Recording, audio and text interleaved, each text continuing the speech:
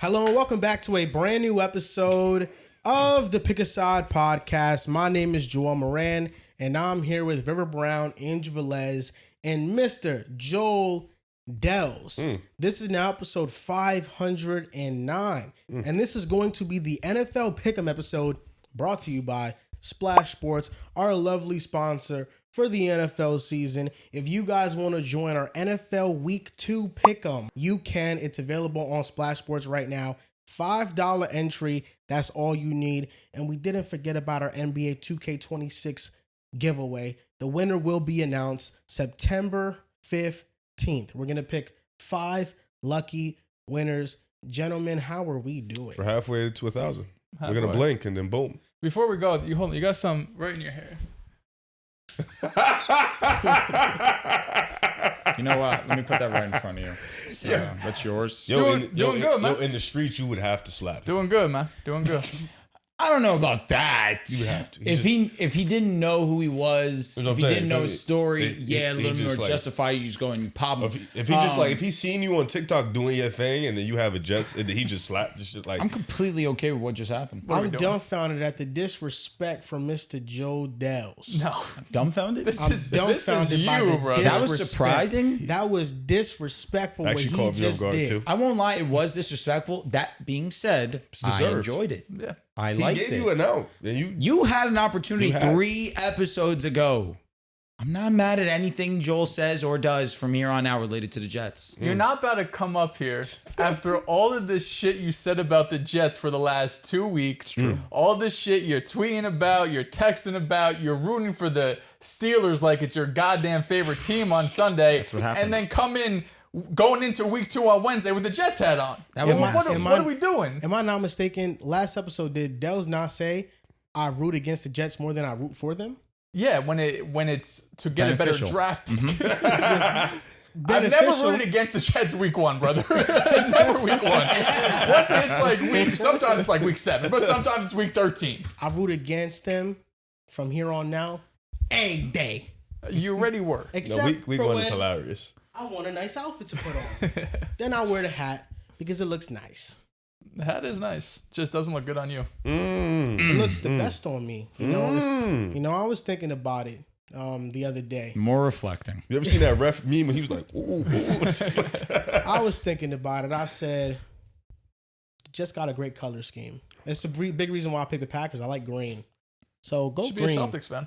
Go green. Except for the Celtics green. I actually hate the Celtics There we green. go. It's That's pretty the only similar one. to the green. Very and similar. It is. Maybe that's why the new uniform change made me reflect on maybe Being my a fan of the admiration. Jets. It You might do have hate been. the Celtics.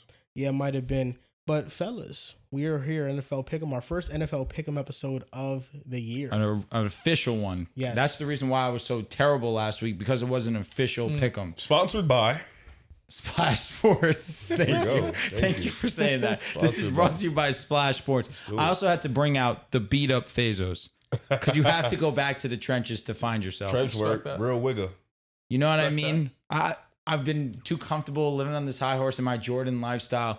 No. You Had to forgot where bring you the came beaters. from. Exactly. That's why we went. I put all the black. gate and I eight ain't- last week. I didn't forget where I came from. I never forget where I came from, man. All black. I'm here. Now, this is going to be a great episode. Let's just update the audience on our records this past week. So, this past weekend, Riv finished in first place at 13-3. I mean, excellent. Round of Excellent applause for job. River Brown. 13-3. I thought it was like a little less. No, you went to the moon. I went second place, 11-5. Thank you. I appreciate it. Thank you.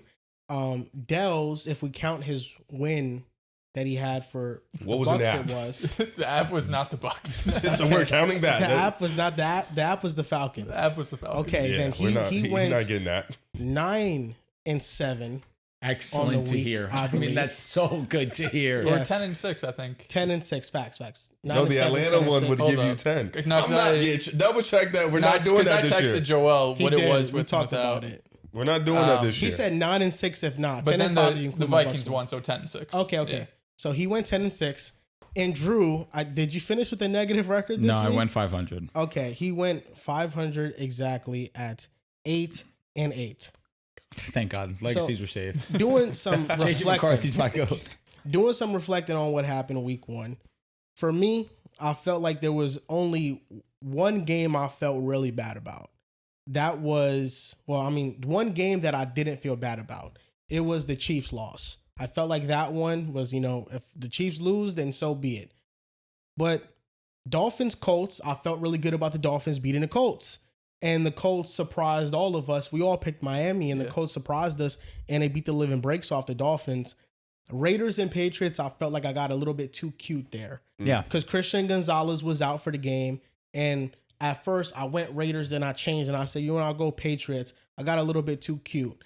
And then the Niners and Seahawks, I think that's another too cute pick where I felt 50-50. Seattle upset at home. That was right there for them. Exactly, it was. And they had one final drive, and that's how the Seahawks ended up losing. Tariq Woolen really did not play well at the end there, although he had a solid game overall.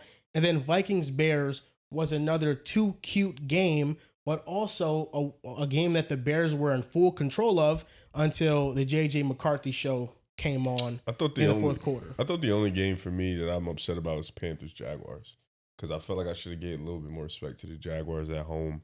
I felt like the game was good until the delay, though. I felt like the game was going okay for both sides.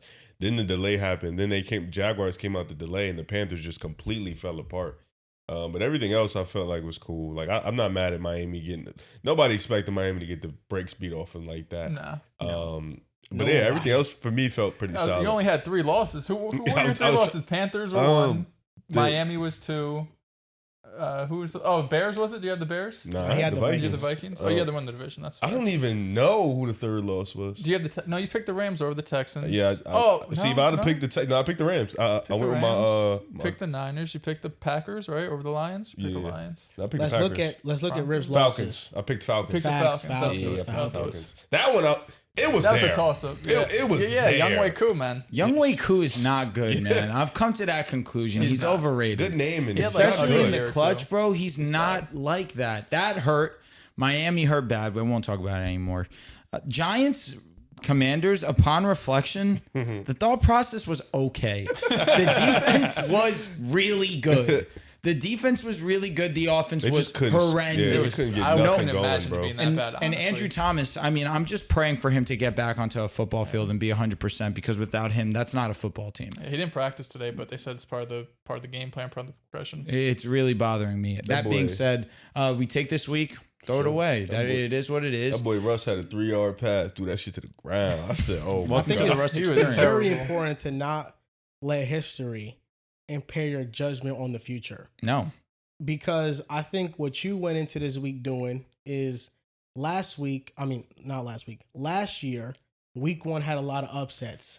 So Drew said, this year, week 1, let me maybe go with the upset. I'm throwing shots. I'm like, all right, why not? Let's see what That's sticks. why. And sometimes you cannot have your past be a compass for your future. And, I think I feel like that meant deeper. But you know what? I feel like he's talking about something else. There was something real about you guys. It's like, I'm going into this weekend. I'm the just favorites. like, what's those- likely to happen? A lot of those picks was close though. Like Yeah, they Chicago were. was close.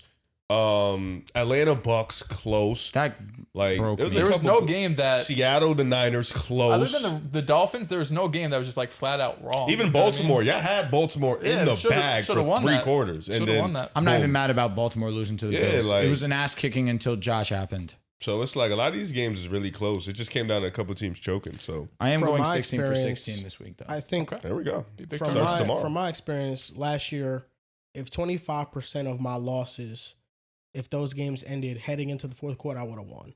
I think a lot of them I just got unlucky with the results. So if the game Wait, didn't what? end, if the game ended early, if there was a different sport and they only played 3 quarters instead of 4, Basically, yes, Okay, because respect that. most of my teams were in control in the Yo, first what the half, and you watch those games saying they should win this, and then they just what's ended more up important, choking. being in control in the first half or the second half? It's like Ask the teams who win. No. They'll tell you- I they'll want tell to be you in exactly control in the who- Most second half. teams that That's win- the Ravens. Most teams that win are in control of the first half. That's if true. If we go through all these games, most teams were in control in the first half, or most of the game. For sure. There's some outliers like the Bears, Vikings, and the Bills, Ravens, but for the most part, most teams they come out hot and they're in control. Like the Green Bay Packers came out hot, in control, I kind of beat the cruised the living rest hell of the way, out of man. the Detroit Lions, and they just took their pedal off the gas. Yeah. I feel like the Seahawks, same thing. It's like last year, You know, that's this Seahawks-Niners loss is a prime example of how last year's losses for me went, where the Seahawks have the lead and then a drive happens. This elite level defense all game long just collapses and lets Brock Purdy drive down the field on them. And that's how they lose the game. 7 for 7. Brock Purdy's a good But pick. this year's I also different. think it was that tight end absolutely mossing the hell out of that DB because realistically, Purdy let that go, and I said, wow, this throw sucks. Tariq Woolen, bro. And it was a touchdown. His ball hawking skills are doo-doo. He fell off. This year's different, though. I mean, because this year, Riv is in first place right now. I feel like Rib This ain't usually different. gets I'm off in to a first hot place start. every year. Number 2, I'm up there. I'm at number 2. I'm good at upsets, you know. We got some color at the top right now. Yeah, I love it. We got some representation. We're like an Oreo right now. for minorities. Color at the top, color at the bottom, white in Riv the and middle. I. We have I representation. think we're more like not the dark Oreo though, the little vanilla Oreos for sure. Okay. So we're golden Oreos? Yeah, Golden Oreos. because we don't got it's no real, you know, a lot of light bright in here. Yeah, light bright. Light Okay. bright. Yeah, you know, we I got like a lot that. of that in here. Or relatively outside of one guy, the same color. More or less. More or less. But this is going to be a really good year of Pick'em. I can just tell that. And this is going to be an I interesting told you how week. to goal, man. Just don't let him win.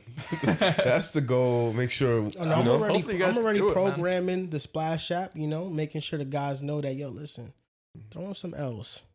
Throw him some L's. Do me a favor, But he might do that to Splash. himself. Take away the win percentage probability. That'll help us out.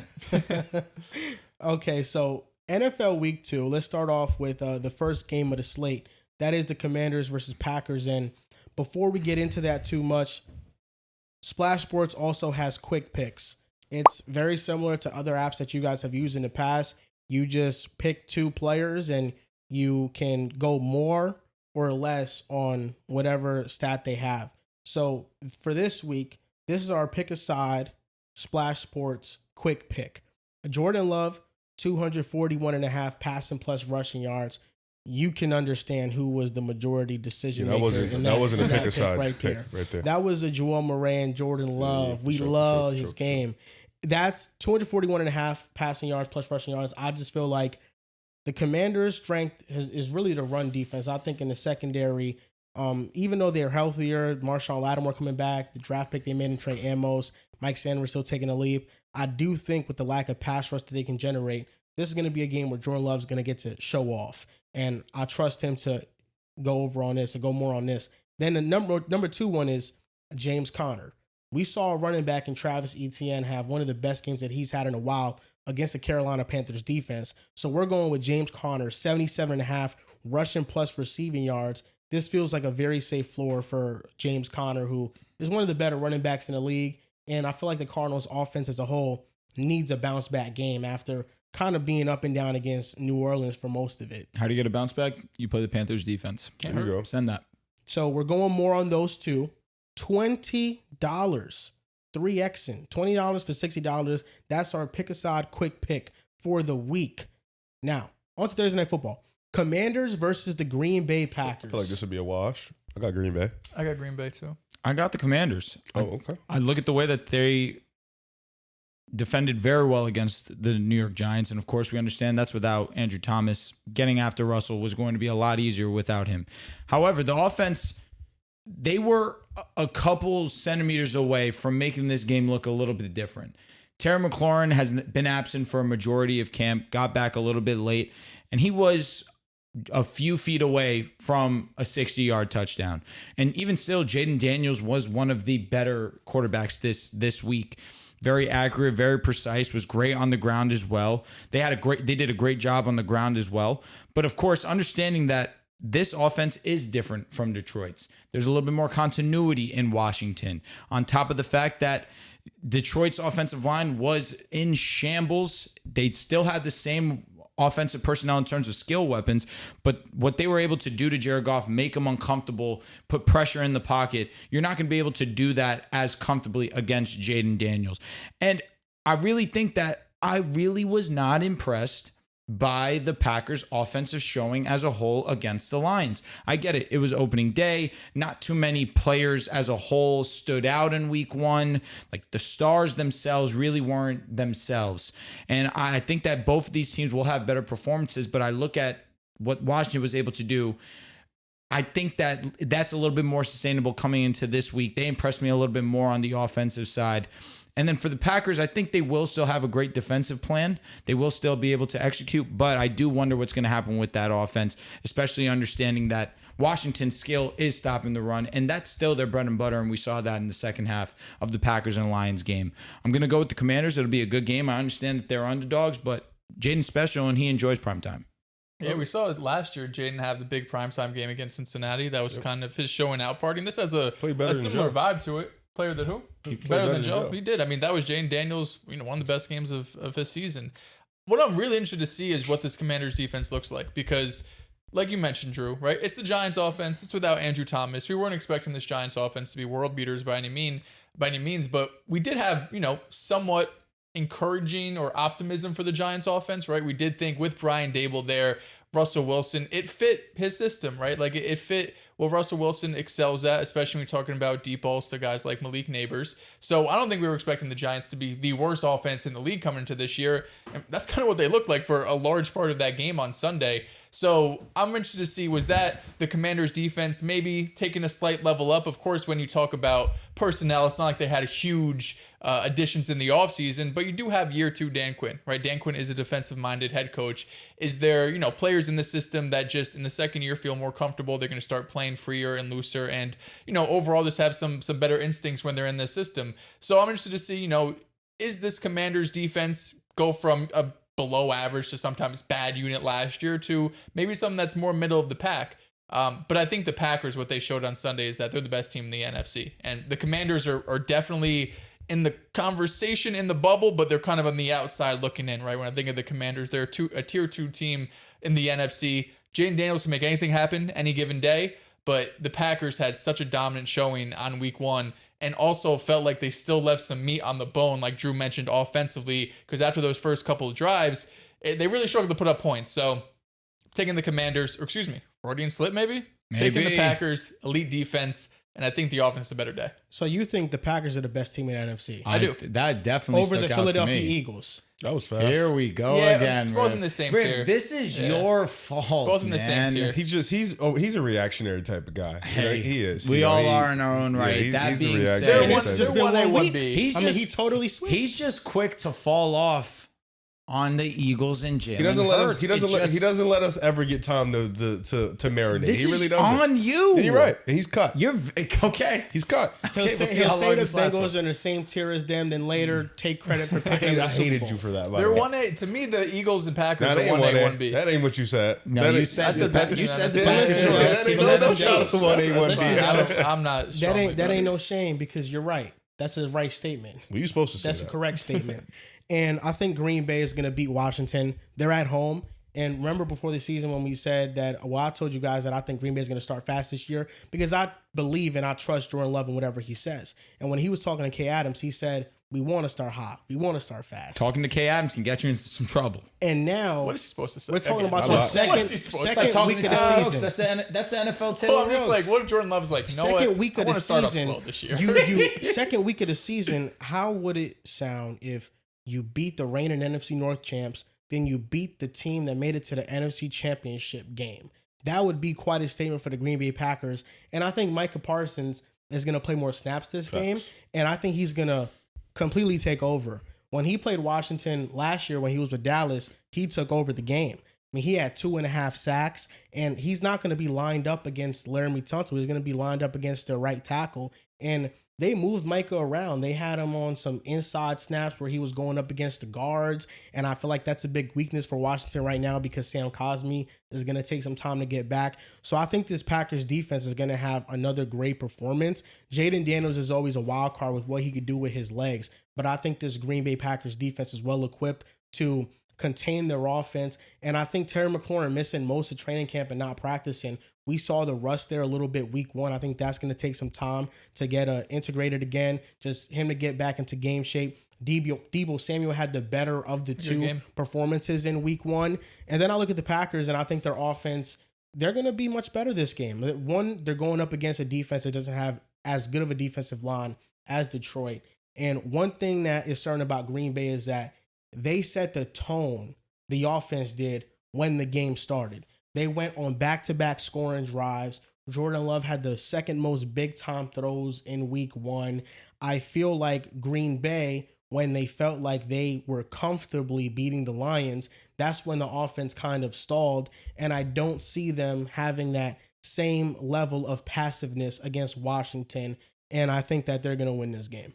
Yeah, I agree. I think just in terms of Detroit and Washington's defense, I think Detroit has much more talent on the defensive side on the football. And we saw that they really couldn't do anything with Green Bay in the first half. Second half, they definitely make some kinks and some adjustments. But I think Washington's defense is very heavily reliant on the run defense. And I think this Jordan Love offense can get some things going. But I think this defense for the Packers is just really good. I think it's really talented. I think they're going to. The thing with guys like Jaden, it's all about play finishing, like finishing those plays, because he's a playmaker. He's a guy that can get out the pocket. He can make plays with his legs. So being as if you want to collapse the pocket, you want to keep him boxed in, but you also want to finish those type of plays. Or because if you leave him out there for too long, Jaden's one of those guys that can make a play. But I just think Green Bay, Washington right now, Green Bay at home, they're feeling the highs of that Detroit W. I think they're just a little bit more talented than Washington right now, so I'll take Green Bay. After week 1, Javon Kinlaw, good signing. Good signing. After we ridiculed After week 1, he had himself a really good game. The one thing to watch for the Packers is the offensive line injuries. Zach Tom might not play in this game, and Aaron Banks, their free agent guard signing, might not play in this game either. So they're going to be out 2 starters on the offensive line potentially for this Thursday night matchup. So even though Washington's defensive line, I don't think we're the highest on them, the Packers are going to have backups out there, and they're going to have to step up. I know Jordan Morgan is probably going to play in place of either Zach Tom or the guard. It's going to be one of those two. Jordan Morgan, first-round pick. This is a big opportunity for him to step up and show what he can do. And they were even contemplating having him start at left tackle over Rasheed Walker, and that's what made Walker kind of expendable in the offseason, but they trust Rasheed at that left side. So Jordan Morgan is going to get a big-time opportunity to show what he's made of, and I think the Packers are going to win this game. I think they're the better team. Next game up, Bills versus the New York Jets. I'm excited for this. I don't have too much to say. I'm excited for this, too. The Jets are building something special right now. I'm excited for this, really, because I can't wait to see how many points Josh Allen puts up on the Jets. Don't disrespect Aaron Glenn like that. Dude, he doesn't play the greatest against the Jets. Last time he played them, he played them well. Robert Saleh Jets. Yeah. That's what It's like a one-off, though. He'll have one really great game and then like one okay. Last year, he torched. Don't disrespect Sauce Gardner like that. Don't disrespect Quentin Williams. You know what's funny, though? Because Stevens is your cornerback, too, correct? Terrible. He got fried by Calvin Austin. He got flambéed. Actually, the least surprising thing that happened. It wasn't surprising to me that the teams combined for 65 points. The least surprising thing was Brandon Stevens got cooked repeatedly. No, but I think it's going to be interesting going up against the Bills because who does Sauce shadow? Because he shadowed DK majority of the game. He shadowed Keon. But that's the thing. You're going to shadow Keon? Okay, that's completely okay with the Bills. Might just put him back on like the left side of the field. I'm really excited to see how Keon goes into this game. Me too. You had a big game week 1. He kind of moved them everywhere, all around the field, making some plays. Him and Josh had a great connection. Does that translate? Does that continue on? Is this the year where he gets 1,000 yards? Is this the year where he breaks out into the number 1 guy? Because they drafted him in the first round. They drafted him to be that guy. So now it's about steady progression. And, Buffalo's over the last 2 years is playing this. We love it by committee. You saw Palmer make some plays last week. You saw guys like Khalil Shakir always being it. Dawson Knox. They even had a rookie tight end, the third stringer, make some plays. So Buffalo really is just big play. Yeah, Buffalo is really just to go out there, make a play, Josh, and find you. But you saw Keon kind of be that guy. Excited to see him against Sauce if Sauce does shadow him, because this is like a really big test. Because he absolutely barbecue fried all them cornerbacks that was with Baltimore. Well, this is my knock on Aaron Glenn's defensive scheme is I think because he plays so much man coverage, if you have a weak link at corner who is going to be lined up against a receiver, that's going to be the matchup for most of the game that offense is going to target. Sauce Gardner had an elite game, but it really didn't matter because Brandon Stevens was letting up so many yards. And Calvin Austin, I think, is underrated. I think he's going to be really good this upcoming season. For a little bit. Yeah, I think he was number 1 in intermediate targets, EPA per target, last season. What an obscure stat. Very obscure. Beautiful. In the intermediate area, It that's matters. where he thrives. It matters. Yes, on the field. So I feel like for the Jets, it's Rodgers loves that. can you be better up front? they were against Pittsburgh against the run, but Pittsburgh also doesn't have a very good offensive line, and their run game gives me a lot of things to be concerned about. Quinnen Williams, Harrison Phillips, who was a newly added player who should in theory be better against the run, but in Minnesota he was kind of falling off over the last couple of years. And Will McDonald is not a very good run defender, so it's really how well can the Jets defense hold up front so the Bills can't just run all over them, because I don't think that this is one of those games where the Bills air it out. I think they're going to try to dominate the game in a line of scrimmage. And the other thing I'm looking forward to is seeing how the Jets offense is going to look. Is it going to look like what we saw in week one? Maybe to not to that degree, but is it going to look like a good offense? Because I think the worst case scenario would be after such an electric start, it's 3 and out, inconsistent play.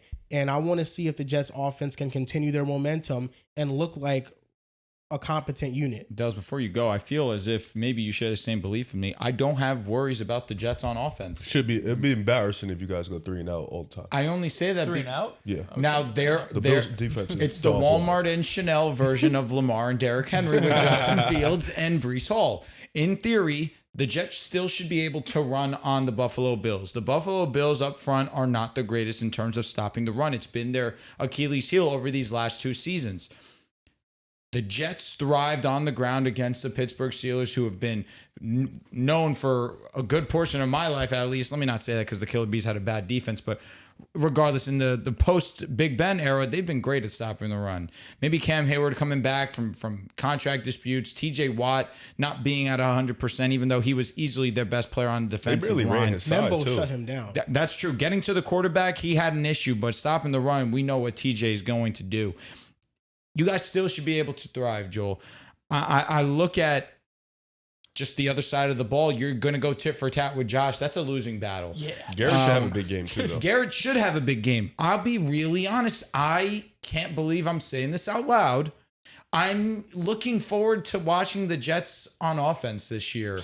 I really believe in Breece Hall this year with the guys up front. You mentioned it in the chat, and it's true. It's a shame AVT isn't healthy and ready to go this season, because your offensive line could have been in conversations the way that Membo looked for potentially top 3 in the league, top 5 in the league. That's how promising it looked. And with Justin Fields, if he can just continue to grow week by week as a passer, you can feel more and more confident with him as your quarterback.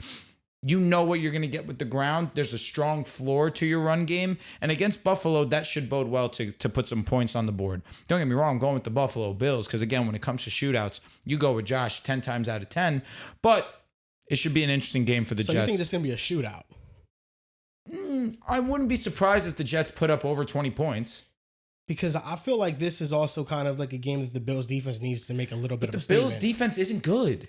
I don't think that the Bills defense is bad, dude. It's not going to be not bad. as Just because Lamar Jackson and Derrick Henry and the Ravens-led offense did that to them, I don't think that's a reflection on their defense as a whole. I don't disagree with you, but the run defense. I don't think Derrick Henry got touched anytime he had a big like run. if the Jets offense, it was 9 a carry. If the Jets offense is this not disrespecting the Jets, but if the Jets offense puts up that many points, not 40, but if they put up 26 or more points on the Bills defense, then I think you're kind of telling yourself, okay, the Bills defense might just be bad this year. But the Bills defense has players, Matt Milano, Ed Oliver, no Rousseau, doubt. Benford, Teron Johnson, like they have really good players. So I just think that going up against any elite quarterback, your defense is bound to look very poor when you play them. I also want to say we came in with the idea that the Steelers' defense was going to be one of the best in the league, and the Jets went out there and absolutely torched them. Yeah. That's what shocked me more than anything. And I'll get 100% true. Buffalo's defense like middle of the pack? 100%. Maybe me using not good is a bit of hyperbole in the conversation we're having. Their run defense is awful. But in comparison to the Steelers, I feel very confident that the Jets can go ahead and still run the way that they did last week. Yeah, I'm excited for this game. You know, last week was it was a test for the Jets in terms of like the Steelers are a borderline playoff team. You know, they're a team that of course always hovers around 10 wins. Competent team. They always have a good defense. They're well coached. This is a whole different test, right? You're going up against one of the best teams in the NFL. You're going up against one of the best quarterbacks in the NFL. A team that's consistently in the playoffs and, you know, winning playoff games. So it's a definitely a step up from the Pittsburgh Steelers. But I think it's a good test for this Jets team to see what they're really made of, because I think in week 1, everyone now has all these high hopes for New York, right? Like Justin Fields and Breece Hall, they look great. Garrett Wilson had a great game. The offensive line was elite. So now all of a sudden, not that there's expectations for them to win, but they get put on notice a little bit, right? Everyone's talking about Tanner Engstrand and how great he looked in his first game, calling plays at an NFL level. So how do you respond to that, right? Because coming into this, we were all saying like, man, this might be the worst offense in football. The defense is going to carry them. And now it kind of got flipped on its head. I think if you're the Jets, what you have to be most excited for is that basically every single player you were excited for in week 1 played well, right? Justin Fields, Breece Hall, both the tackles, Olu and Membu, Garrett Wilson, Quinnen Williams, both. Jermaine Johnson, first game post Achilles, looked good. Will McDonald was getting pressure. Sauce was the number 1 graded PFF corner. Everyone that you wanted as a core of this team played excellent in their first game. But of course, Buffalo, because they're Buffalo, has had their number for multiple years. So it's a big test for them. It's a big test for Aaron Glenn as well. I think what I'm most excited for is that the Jets seemed forward thinking against Pittsburgh, right? When you're talking about a team that throughout my life always has these defensive minded head coaches, Aaron Glenn included, but they're always so conservative and they always want to be on the back of their defense. What we saw in the Jets game was the opposite. The Jets-Pittsburgh game was the opposite of that. The Jets, Pittsburgh went off sides or something. They had a penalty on a PAT. Jets accepted it, went for 2 points. At the end of the first half, typically when a team is driving down the field, there's a minute and change left. The Jets would be like, cool, let's let the clock run out. The Jets took timeouts so they get another possession at the end of the half. They did some of these more forward-thinking things that I hadn't seen in years past from the New York Jets. So going up against the Bills, you have to put up points, right? Listen, when it's 4th and 3 against the Bills, it's different than 4th and 3 against the Steelers. Although they were moving the ball, you have to be aggressive. You have to put up points. So I'm interested to see if they keep that forward thinking going. But I got Buffalo in this game. I think they're going to have a bounce back game. The defense will definitely be tightened up. But I still think the Jets will have some promising moments. Clean sweep. Buffalo Bills, Aaron Glenn cutting Xavier Gibson after muffing a punt. That too. You also see Brandon Stevens is going to have somewhat of a leash because he got paid. But you do have Thomas, who took in round 3, who was getting hyped in the offseason. Tony Adams at safety was awful. You have Malachi Moore, who you took as a rookie. Do either of those guys get more playing time too? Yeah, I think throughout the season, if they struggle, they're going to definitely play. Just based on his mindset. Do you think Sauce is still a mod? Dude, it was hitting my mind. I'm with you. It was like, when did he get Sauce DK back? don't move me. He did lock DK last year too. It's not hard to lock DK. I've known a lot of people DK lock is DK. good. He's Solid. not bad. Top 30 receiver. I mean, Sauce's DK down on 1 season to was a 10. great What'd you give season. him? I almost said 4. Yeah, that's insane. DK, you said 5.5. DK 1 to 10? DK 1 to 10. 5.5. 5.5. 5.5. No, he's like DK's like a 7.5. 7.2 is okay. Ooh. DK's an 8. I'm fine with an 8. I'm thinking an 8 is like He's a number 1 receiver, dude. He's an 8. he's the number 1 receiver because he's over in Pittsburgh. No, he's been a number 1 receiver every year of his career. No, Almost every year is right. Last year he wasn't, but almost every year is If right. he was okay, he was a number 1 receiver last year. Guarantee you, he wasn't top 20 as a number 1 receiver. No. Yeah, he's a Maybe. above average, really good He wasn't receiver. better than some number 2s. That's true. So- but that's why But you say like- 20. But not a lot of T. Like how many 2s are really? You're better? taking You know what I Smitty mean? over DK, I'm assuming. But those Who number is it? 2s could be 1s if they had their own team and they weren't behind an all-pro or a top 5 receiver. Devontae Smith is a number 1 receiver.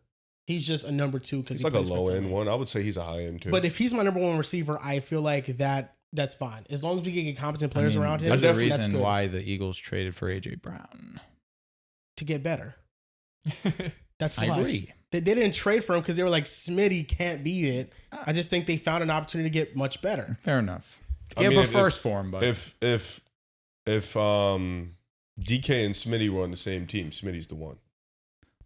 I don't know. It feels like a 1A, 1B situation. There's like one in terms of. All right, I just stats, want to say targets. this: 5's nuts. 5 is insane. 7 is crazy. No, 7 is crazy. he just got 30 M's. What's Terry McLaurin? We all said that was a shitty I ass agree, deal. but what's, Yeah, like he but set we're the not mark. saying he's a 10. Terry's way better than him.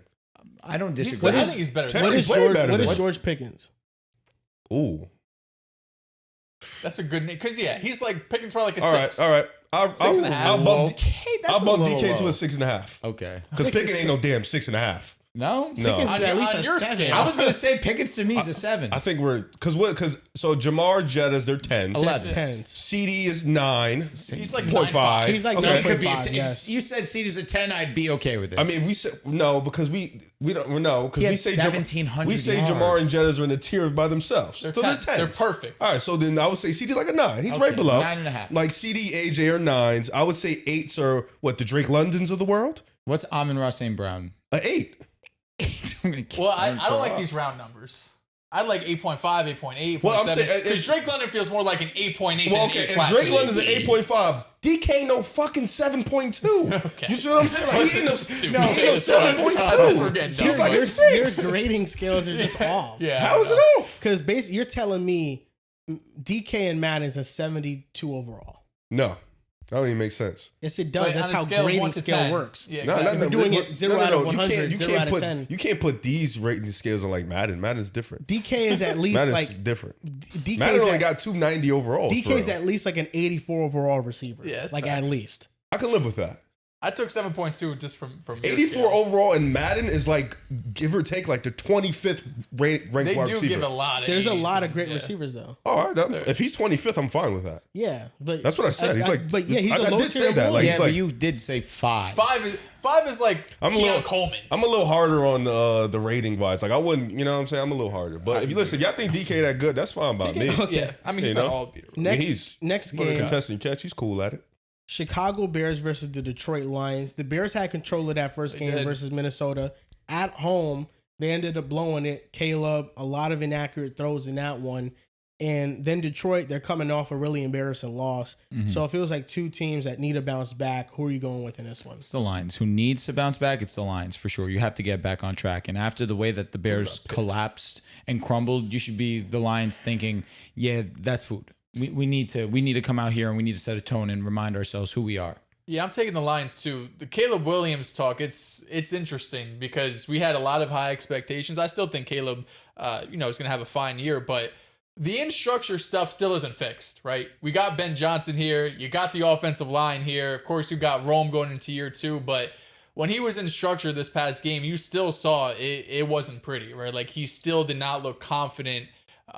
Just going through progressions, he was bailing out of pockets, which sometimes there was pressure there, but he still didn't look comfortable playing within structure. Out of structure, he looked excellent, right? He looked fast as hell too in this past game, faster than I remember Caleb Williams being last season at least. But the in structure stuff is still a work in progress, and part of that he's a young quarterback. Of course, you have a new offensive system. You have a lot of new players around you.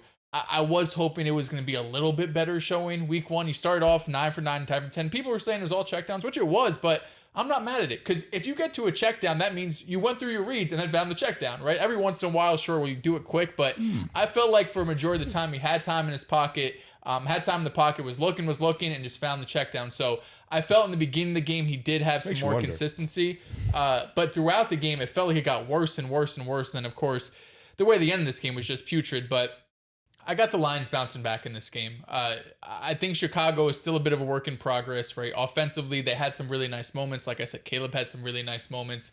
But, I mean, it feels like if Detroit loses this game and you start 0-2, both divisional games, it's really some panic in the streets, right? It's really some, holy shit, is this team missing the playoffs? What's the future of Jared Goff? It's some real different conversations. But I got Detroit winning. What's the future of Jared Goff? Damn, bro. You're not wrong. Jared Goff, I don't want to be hyperbolic when I say this, bro. You know, he might suck. Okay. Jared Goff might suck. I'm definitely getting hyperbolic. You are. Also, this is a team that, they won 14, 15 games last year. Yeah. We all thought they were at a minimum be a playoff team. And then sure. you come out, lose back-to-back games. And this past game was their worst offensive showing in years. That's a fact. We got to let them adjust. I will say this, though. If Chicago can't run the ball, it's over. Like that's what I didn't like. They're not going to be able to. Yeah, from Minnesota, that Minnesota game. They do also have a bad running back core, but also they really couldn't run the ball. And I think that was the main strength of Ben Johnson's offense is his ability to get a consistent quality run game. And we're not asking for it to be top of the league. Like you don't have a Jahmyr Gibbs. You don't even have a David Montgomery. But at some point, make it a comparable run game to where it can alleviate some of that pressure. I also thought, like you mentioned, it's cool to go to the check down and stuff like that. I do think the offense just progressively got worse as the quarters went on. And then on top of that, the defense, JJ was just able to make some plays. I do think Detroit needs a bounce back. I think both teams need a bounce back because different reasons. I think Chicago gagged. First 3 quarters, you look like you're different. You look like, all right, this is we're coming out different. We're playing really well. We're not putting up a ton of points, but Minnesota's not able to get nothing going. But in reality, you're playing essentially a rookie quarterback, new system, somebody who hasn't played yet. Once he got his rhythm under his feet, once the run game for them started going, it was up and it stuck. Like, it was nothing you could do with Minnesota. Then he started making plays within the rhythm. You saw the pass to, I believe, Aaron Jones in the end zone and stuff like that. You saw the laser through the middle to Jettis for the touchdown. Like, once JJ got comfortable, you really couldn't do nothing with him. And then the run game, he just fed off that. I think with Chicago, kind of play something similar where you can try and hope to feed off the run game. I don't think they'll be able to do that, and that's why I got Detroit. I think this game has upset potential on it because I think that Ben Johnson knows the personnel of Detroit's defense. He knows what he can pick apart. And I think Caleb, even with him going off the rails last game, I think overall had a solid performance. And he did play well. I think he just needs to reel in that accuracy. But he made some plays on the run, on the move. Like Caleb was not bad. He was not bad last game. There were moments where I genuinely I hated what I was looking at. The throw to DJ Moore over the middle of the field was really terrible. The throw to the sideline to DJ Moore was pretty bad. I won't call it as terrible as the one over the middle of the field. But you hit DJ Moore on that sideline throw.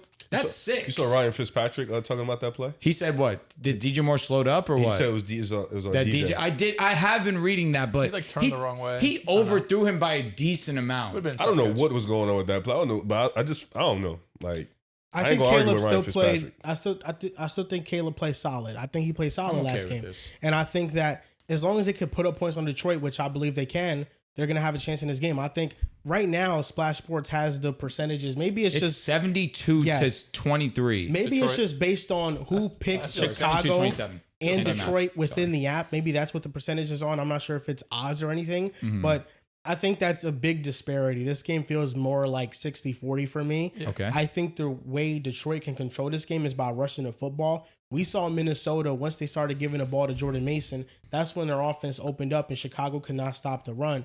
What worries me, though, is that Minnesota was able to run the football because they had a good interior offensive line after investing into it with Ryan Kelly, Will Fries, and Donovan Jackson. Detroit, their interior offensive line has been decapitated. In shambles. Tate Ratledge, Christian Mahogany. I mean, they're relying on a rookie, a backup last year, and then Graham Glasgow, who's like average. So they're probably going to have to run the football sideline to sideline instead of up the middle because they can't really trust their guards. But I don't really trust Chicago's pass rush to take advantage of that. And I think that right now I need to temper expectations on Detroit because they face the Packers defense that I think is going to be a top 3 unit in the league this year. And that is a defense that, you're not going to have Penei Sewell look like how he looked against Micah, against anybody against the Chicago Bears. Wouldn't have the lane. That's all I'm fucking saying. So I'm going with the Detroit line. We'll see this year. We'll see this year, buddy. So I'm going with Detroit. I think they bounce back, but I think this is a much closer game, and I give Chicago a real shot. And I think their offense is going to put up a lot of points. Who you taking, Detroit? I'm taking Detroit. So Detroit clean sweep. No, he picked Chicago. No. Sorry. That was game before, and I apologize. You're going what with we got next? Detroit. Yeah, as well, okay. Clean sweep. Clean sweep for the next one, too. Versus Ravens. Okay. Hey, Browns, let me see what you can do with your rookies at Baltimore. I'm also interested to see how that defense looked, considering how great it looked against Cincinnati. It is week 1 Cincy.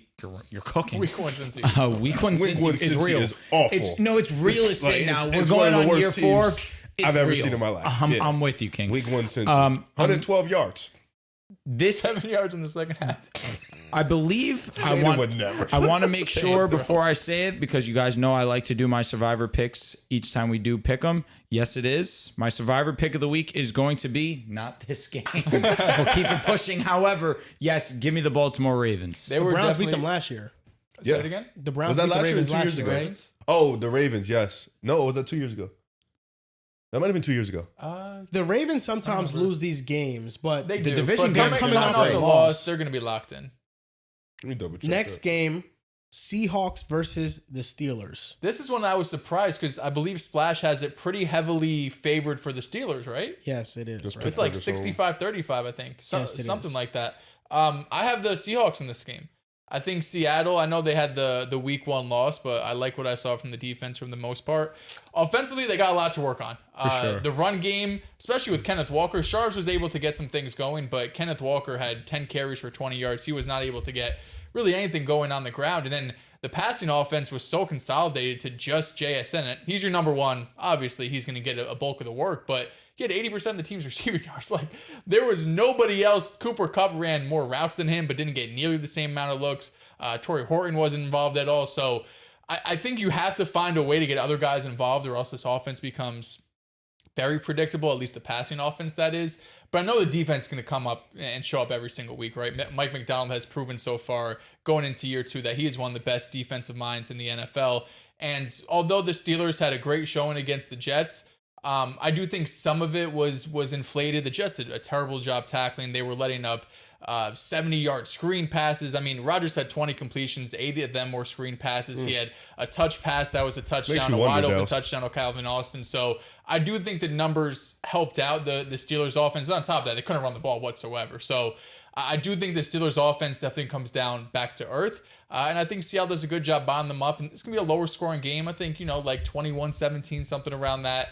But I think Seattle gets a win. Before you go, Drew, you are correct. The Browns won 3 games. One of those wins was against Baltimore. I want to say this, and maybe it's just me just doing a little thinking in terms of like the landscape of projections in fantasy football, and now, of course, Splash heavily favoring the Steelers. It seems like people don't know yet that the Seahawks defense is one of the best in the leagues. Last week, going up against the Niners, they thought the Niners were going to do whatever they wanted on offense against them. This week, going up against the Steelers, same deal. They only project them to be a subpar projection against an offense that, yeah, it had success against the Jets, but when you have the conversation of Jets defense versus Seattle's defense, it's night and day, in my opinion. And going up against that offensive line, they're going to make things very uncomfortable for Aaron Rodgers. Aaron Rodgers was uncomfortable versus the Jets. He was just making quick decisions like he normally does, getting the ball out quick. But against the Seahawks, they're going to be a lot less forgiving. And I think that they're going to do a great job of limiting the little things and the outside the hashes. When I look at this offense, that's where I can have a little bit more of a conversation, because it's ugly. And I didn't like what I saw against the Niners, but let's give the Niners their credit. They are one of the more talented defenses. Yes, they do struggle with health, but regardless, when their guys are at 100%, they have some of the most talented at every unit. I'm looking at this game and I'm taking Seattle because I think they're going to out-trench the Pittsburgh Steelers. The defensive line should make things uncomfortable for Aaron Rodgers, so I'm going with Seattle. This is a 50-50 game. This is literally a 50-50 game. You could pick either side. I don't think it's crazy. There's going to be a defensive battle. I expect both offenses to struggle. And San Fran last year was one of the worst defenses in football. San Fran just cut Jake Moody. Eddie Piñeiro's coming in, who is not a long-distance kicker, but he's an accurate kicker. And I think that's what San Fran needs, because Jake Moody was just hitting 50% of his kicks. But their defense bottled up Seattle's offense for that game. And Pittsburgh, coming off a poor performance, maybe we could say, and we could just write their defense off and say, that's what we think they're going to be. Or we look at the talent on the Steelers defense and think, no, I think they're better than what they showed, and this could be their bounce back game. So I do think it's about which one of the two teams makes less mistakes between Aaron Rodgers and Sam Darnold. Who makes less mistakes between the two? Because I think a turnover or two is basically going to sway the game for these two teams. Or a strip sack fumble. We saw last year the Jets and Seahawks, Aaron Rodgers throwing that pick six to Leonard Williams was a big momentum shift. But Seattle's offense is not an offense that I'm trusting right now. Their week 1 performance, it was putrid. JSN was the only receiver that was productive for them. They could not run the ball outside of a couple sharp plays. And the offensive line was all right. And this is a 49ers defensive line that outside of Nick Bosa, they don't have anybody else that can get after the passer. Even with the Steelers' bad performance against the Jets, They still have TJ. They still have Cam Hayward. They still have Alex Highsmith. They still have a really talented unit overall up front. So I think this is about as 50-50 of a game that you get. It's about who makes less bad decisions. But I am kind of going off that week 1 performance and saying, you know what? Seattle, I think, will have just enough offensive juice that they'll be able to come out on top. It's funny you say all that, bro. You just convinced me the Steelers are winning the game. I'm not even saying that because a lot of what you're saying is fact. They really did struggle offensively pretty terribly. And what was the reason why the Jets were so successful was the run game. And the run game for Seattle is damn near non-existent. Regardless of how elite that defense did look against Christian McCaffrey, holding him to under 4 yards a carry. I think he averaged 3.6. He had 20 carries on the day. They did an excellent job balling him up. I don't think they're going to struggle too much against Pittsburgh's offense. But Pittsburgh's offense looked a lot better than Seattle's. And both of these defenses are great. I would lean Seattle. But you're right. Sam Darnold wasn't the best version of himself by any stretch of the means. You get JSN taken out of the game, which I think will be very difficult to do. Then things become very dicey. So I actually am going to go with the Pittsburgh Steelers. The Steelers are home too. I think that helps them a little bit. Sure. It's going to be a slugfest. I think it's going to be a low-scoring game. JSN's probably going to have to see Ramsey or Darius Slay or Joey Porter. Mm-hmm. I think both defenses are going to be really good. I do think Steelers defense is going to bounce back. It's going to be like that Seattle Niners game. I feel like a low-scoring game, 17-20, 17-13 type vibe. I think I'll take Seattle. I think I trust their defense a little bit more to make some plays. I didn't like what I seen from the Steelers' defense against the Jets' offense, and I think I trust the Seattle's front line. I think, like you mentioned, I think one of you said the trench. Who going to out-trench who? I think I trust Seattle's trenches a little bit more. One thing I was surprised with, Seattle ran virtually no play action in their first game against the Niners. And that's, Clint Kubiak's bread and butter, right? That was something that, again, referencing those couple of games against with the Saints last year, that is how they had so many explosive plays with Rashid Shaheed and Chris Olave. So I'm expecting that to change because that's really going against Kubiak and what he stands for. But just something that I've noticed on the timeline when the Kubiak really because they still can't run the ball. It could be, but even if you can't run the ball, you could still try play action. Those two games really, they're glued in your head. Yeah, they should be. Should be glued in everyone's head. Nothing else matters. It was special, but I think a big reason why they can't run play action is because you can't turn Sam Darnold's back to the defensive line. Seattle's offensive line is not good enough to where he can turn his back and then not be fearful of somebody being in his face. But Minnesota was the same way. And he was still able to have success because he's such a good improviser. It's just you trust the Vikings offensive line more. Especially when they were healthy. The second half of the season, he was still doing the same thing, and I thought that he was still pretty successful. But I get what you're saying, of course. The offensive line is terrible. I just think that Seattle, we have to... right now, how I feel about it is I do trust the Steelers' defense to bounce back. But I also think that Seattle's offense isn't going to play as poorly. I think division games can be kind of muddy. I think sometimes it can be a little bit weird. And I think that we're going to get a better version of Sam in this one. Patriots versus Dolphins. This is it, man. This one's tough. This is the... Okay, I was hyperbolic about Jared Goff and the Lions. This is it, though. For both of these teams. Whoever goes 0-2, we're feeling terrible. New England shouldn't be in playoff thoughts, though, so... No. Apparently, I think they should be in competent team. You shouldn't lose by multiple scores at home to the Raiders. You know what I mean? Yeah, but they're losing to teams that's relatively in their tier or maybe a tier above. Hey, listen, I can't take too much of a victory lap because the Dolphins legitimately look like the worst team in football last week. They suck. Let me not get too big of a head. I still don't know who I'm gonna pick because I think they lost by one score. Was it 7 points? I thought. Yes. They must have got a fourth quarter touchdown or something because they were down by. It feels like for a while. It feels like Miami's due for a bounce back desperately, badly. But just the way the vibes is over there right now, I don't know. And I feel like the Patriots losing a tough game like that. Drake May didn't look the best last week. I definitely thought he was up and down. It's got to lock in. I'm going to go with the home team. I'm going to pick Miami. I'm going to give him one more time. I'm going to give him one more chance. I just can't pick somebody and feel good about it. I I'm don't. solely picking the Dolphins because, one, I hate you. Oh, Two, Wait, what do I have to do with this? you're a Patriots fan. Oh, stop. You're a Drake May fan for sure. I'm definitely. He's not wearing no Jets gear, so it's hard to say. Wearing a Tatum shirt. You rep Boston no matter, like over The anybody. lone silver lining to the Dolphins getting waxed was the Jets losing and the Patriots losing. I thought for a second the Bills were going to lose, but the Bills are different. They showed that. They showed that they're different. They just have a guy. It's true. None of Number these teams have a 17, guy. he's literally the best in the game.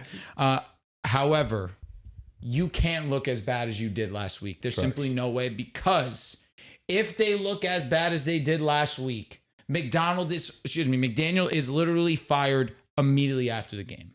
It's inexcusable if you get embarrassed again. At home against the Patriots, who really are a bottom 5, maybe bottom 8 team in the league, you got to lock in. You have to lock in. You have to do this. Because realistically, the Dolphins can be in that same conversation if they lose this game. I'm speaking sincerely. Yeah. You know how blindly optimistic I was coming into the year.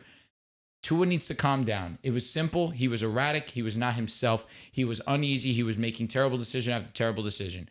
It won't be like that again. I'd love to believe it can't be like that again. Yeah, I didn't think coming into the season that either of these teams were like that far apart of each other. No. I did have the Patriots coming in second, the Dolphins in last. You called that. But I remember we did power rankings. I had the Dolphins at like 25 and the Patriots at like 22 or something. So I didn't see either of these teams like I had a dramatically 25, better than 24. the other. So you had a 24 team in the playoffs. Leaps. Sometimes that's projection. how it shakes out. And Mike Vrabel. Listen, I think number one, the Raiders are going to be in the hunt all season to be a potential playoff team. Geno Smith with Seattle dealt with bad defenses, bad offensive lines for 2 of his 3 years. The offensive line part, 3 of his 3 years, he's always had a winning record. He will keep you in games. That's what he will Geno's do. special.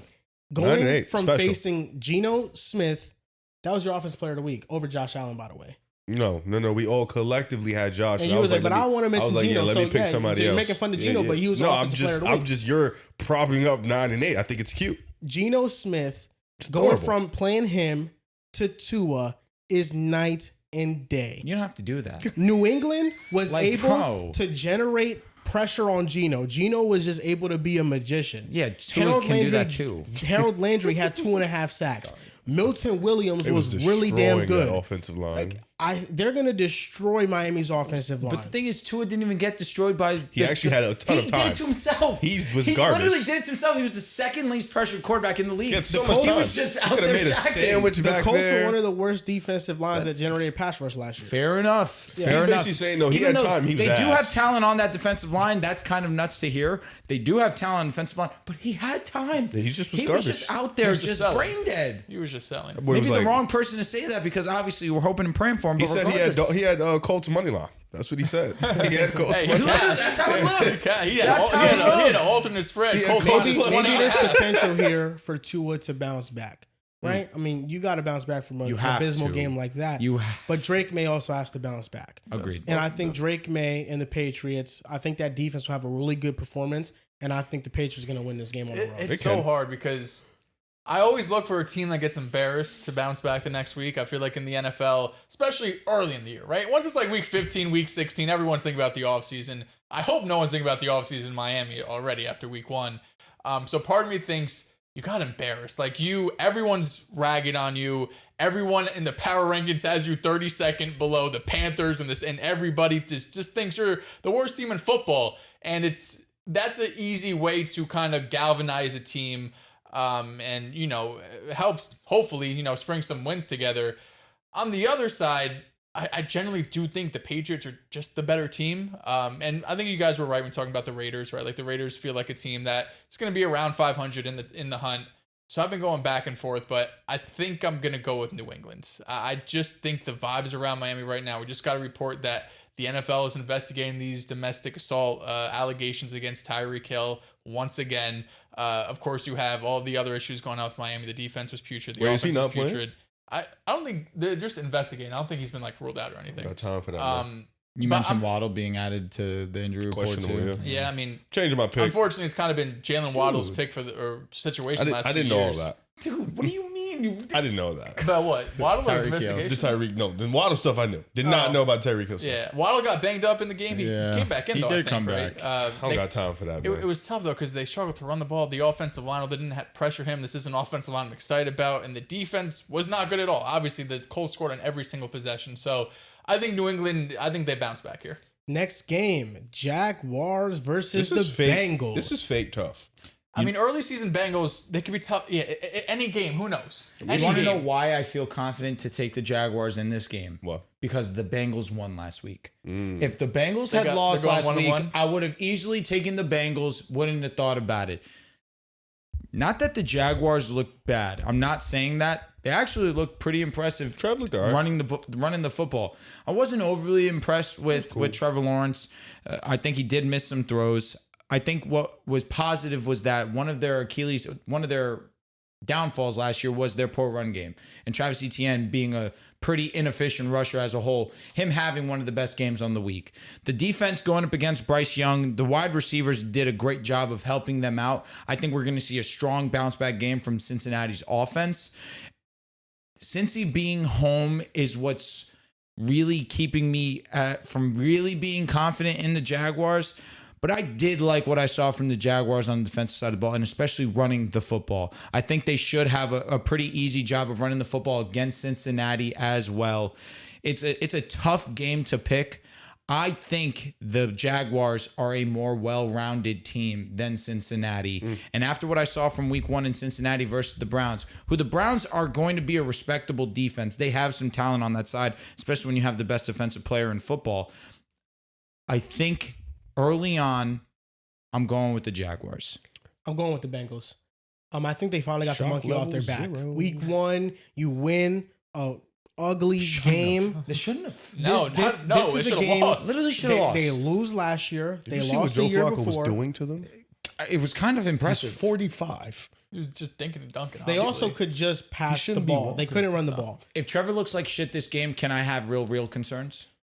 I don't think he's going to play poorly. I think he's going to play well. That's why I say that. I think the Bengals will win because I think that offense is going to have a real bounce back game. I agree. think Joe Burrow's going to play amazing. I think Jamar's going to play amazing. And I think that Travis their Hunter defense, them? the Bengals defensive line, they were good against the run against Cleveland. Now it is Cleveland. Their offensive line is not going to be all that this year. But the addition of Mike Pennell, getting him so late into the offseason, who was the Chiefs' nose tackle, it gave them a legit run stuffer on the inside. And Shamar Stewart, don't look at the box score stats. Look at the film and his impact. He made a real impact on that game. You're seeing the light. I mean, Shamar is a disruptor. He's not going to get the sacks, but he is a disruptor. Story of his life. I think the Cincinnati Bengals, they're going to play well on both sides of the ball, one more than the other. The offense is going to lead them to victory. I don't think this is going to be a sluggish offensive performance for them. We have to understand that they played Cleveland. Myles Garrett was in the backfield every other play. It's hard to play quarterback like that. Jacksonville last year had one of the worst pass rush win rates in the NFL. Even with having Trayvon Walker and Josh Hines-Allen, they still weren't able to generate a consistent pass rush. I'm going with Cincinnati. I think they're going 2-0. Yeah, I'm taking Cincinnati too. I think Jacksonville, I almost want to throw out week 1 just because of the delay. You know, it obviously had an impact. We saw on, opening night, it had a delay with the Dallas and Eagles game. It went from a high scoring game to all of a sudden neither offense to get things going. I feel like when you have all this emotion and adrenaline going and then you stop, and theirs was longer than the Eagles. Theirs was like over an hour and a half. It was forever, bro. I mean, they were going into like 6 o'clock still playing that damn game. So I agree with Drew, though. I didn't come away awfully impressed with Trevor Lawrence. There were a couple plays though that if like the JC Horn interception, 100%. like that's like a 70-yard touchdown. So there were a couple plays where they were that close to really exploding, and even still they ended up dominating the Carolina Panthers. So I was impressed with Jacksonville when it comes to their defense though, right? Of course it's the Panthers, right? We were hopeful about them, cautiously optimistic about Bryce Young. Didn't look great.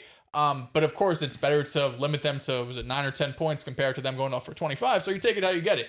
But going up against Cincinnati is a whole different beast. And I think going up against Cincinnati coming off a putrid offensive game is a whole nother beast too. So I'm on Joel's side. I think Joe Burrow has a bounce back game. This feels like a spot where he's putting up 303 and they're getting back on the hump. Riff, picking out for your fraud watch team.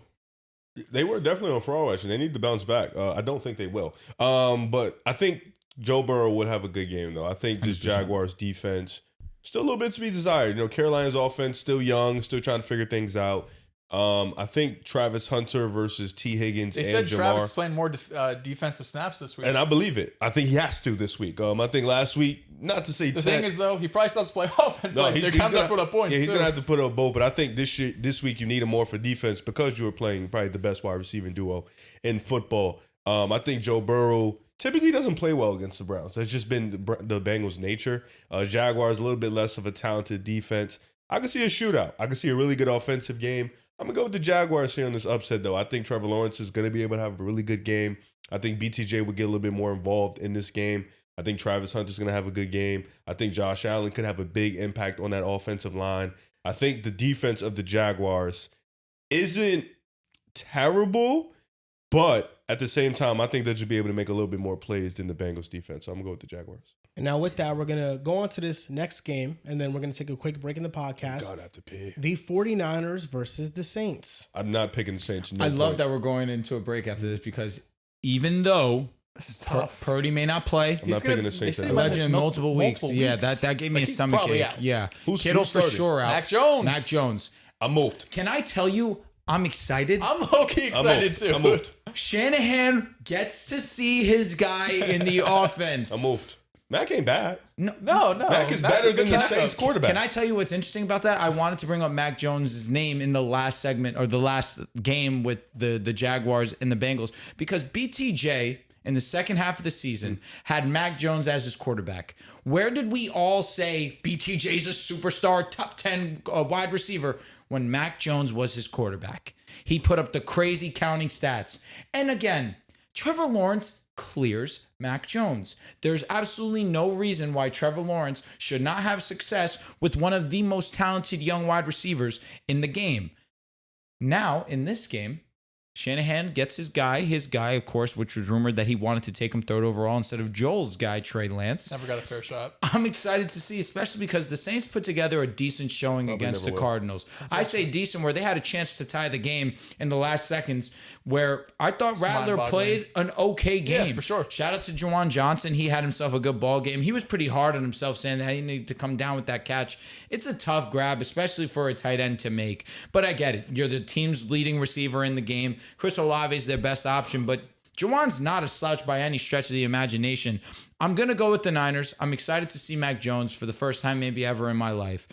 But again, I think McCaffrey also, there's room for him to improve in terms of his efficiency on the ground. And I want to see what Trent Williams has to offer. If this is another game going up against the Saints where you get bullied a little bit, like we saw him get bullied against the Seahawks, then we start to have a little bit of concern whether or not he's starting to fall. He is older. He's it's 37. fair. You are getting up there in age, but you are also an all-time great. You are a first ballot Hall of Famer. Ricky Pearsall, man. Let's see what he does. We've been here, if I'm being honest. Let's see what he does week 2. I'm excited to see that connection. Him and Mac Jones now will be the connection, the quarterback wide receiving duo. Mac will throw it. So I'm assuming this isn't your survivor pick of the week. We're almost there.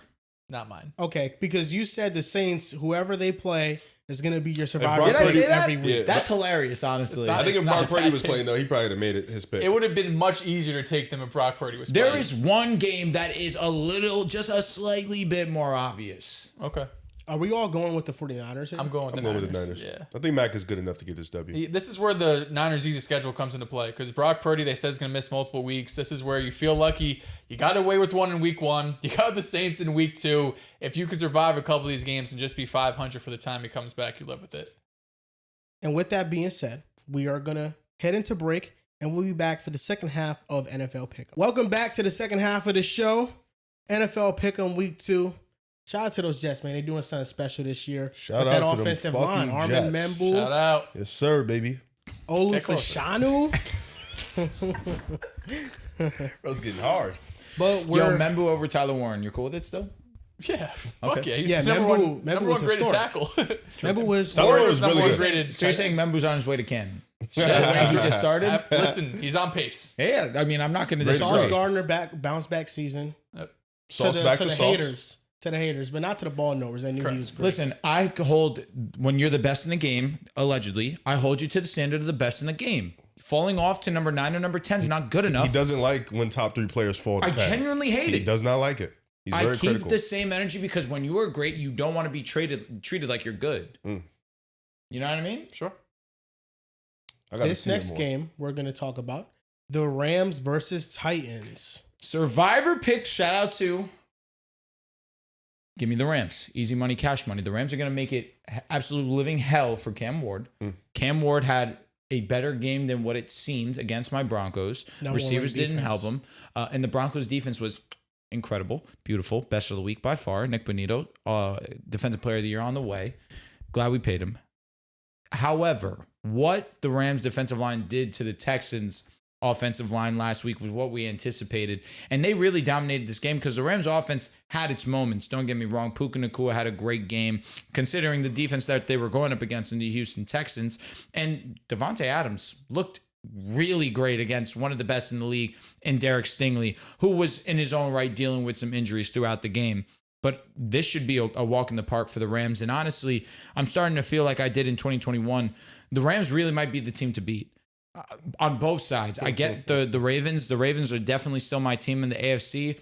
But if you have Matthew Stafford playing the way that Matthew Stafford just played against the Houston Texans, which are one of the best defenses in the game, the highest graded quarterback this past week, Matthew Stafford, with all the conversations that started in the offseason about his back, can you trust the Rams? How confident can you be in the Rams without Matthew Stafford? Because the answer is 0. But he put all those conversations to bed by coming out week 1 and absolutely slinging the rock. So yes, this is my survivor pick of the week, but I also want to reemphasize the Rams are here. The Rams are going to be what was advertised in June, in May. We're talking about the best team in the league. And they're solidifying that with a win over the Titans. Rams, Green Bay. I just want to make sure I listen to it. All I want to say is this, man. The Rams are going to win this game. Brian Callahan's not a head coach. Probably not. Brian Callahan, it's his fault that Calvin Ridley couldn't catch a ball? It's his fault that he doesn't understand the NFL rule book. That was nuts. That's true. And I just think that Brian Callahan, we blamed a lot of the things that happened to Tennessee last season on Will Levis, because I think Will Levis, he has a lot of flaws as a quarterback, but I thought Brian Callahan did him no favors and made him look even worse than he did in his rookie year. And Cam Ward, what I saw in week 1, albeit against one of the best, if not the best defense in football this year, is that he can make plays. And I think Cam Ward is going to be special. He has a really special and live arm.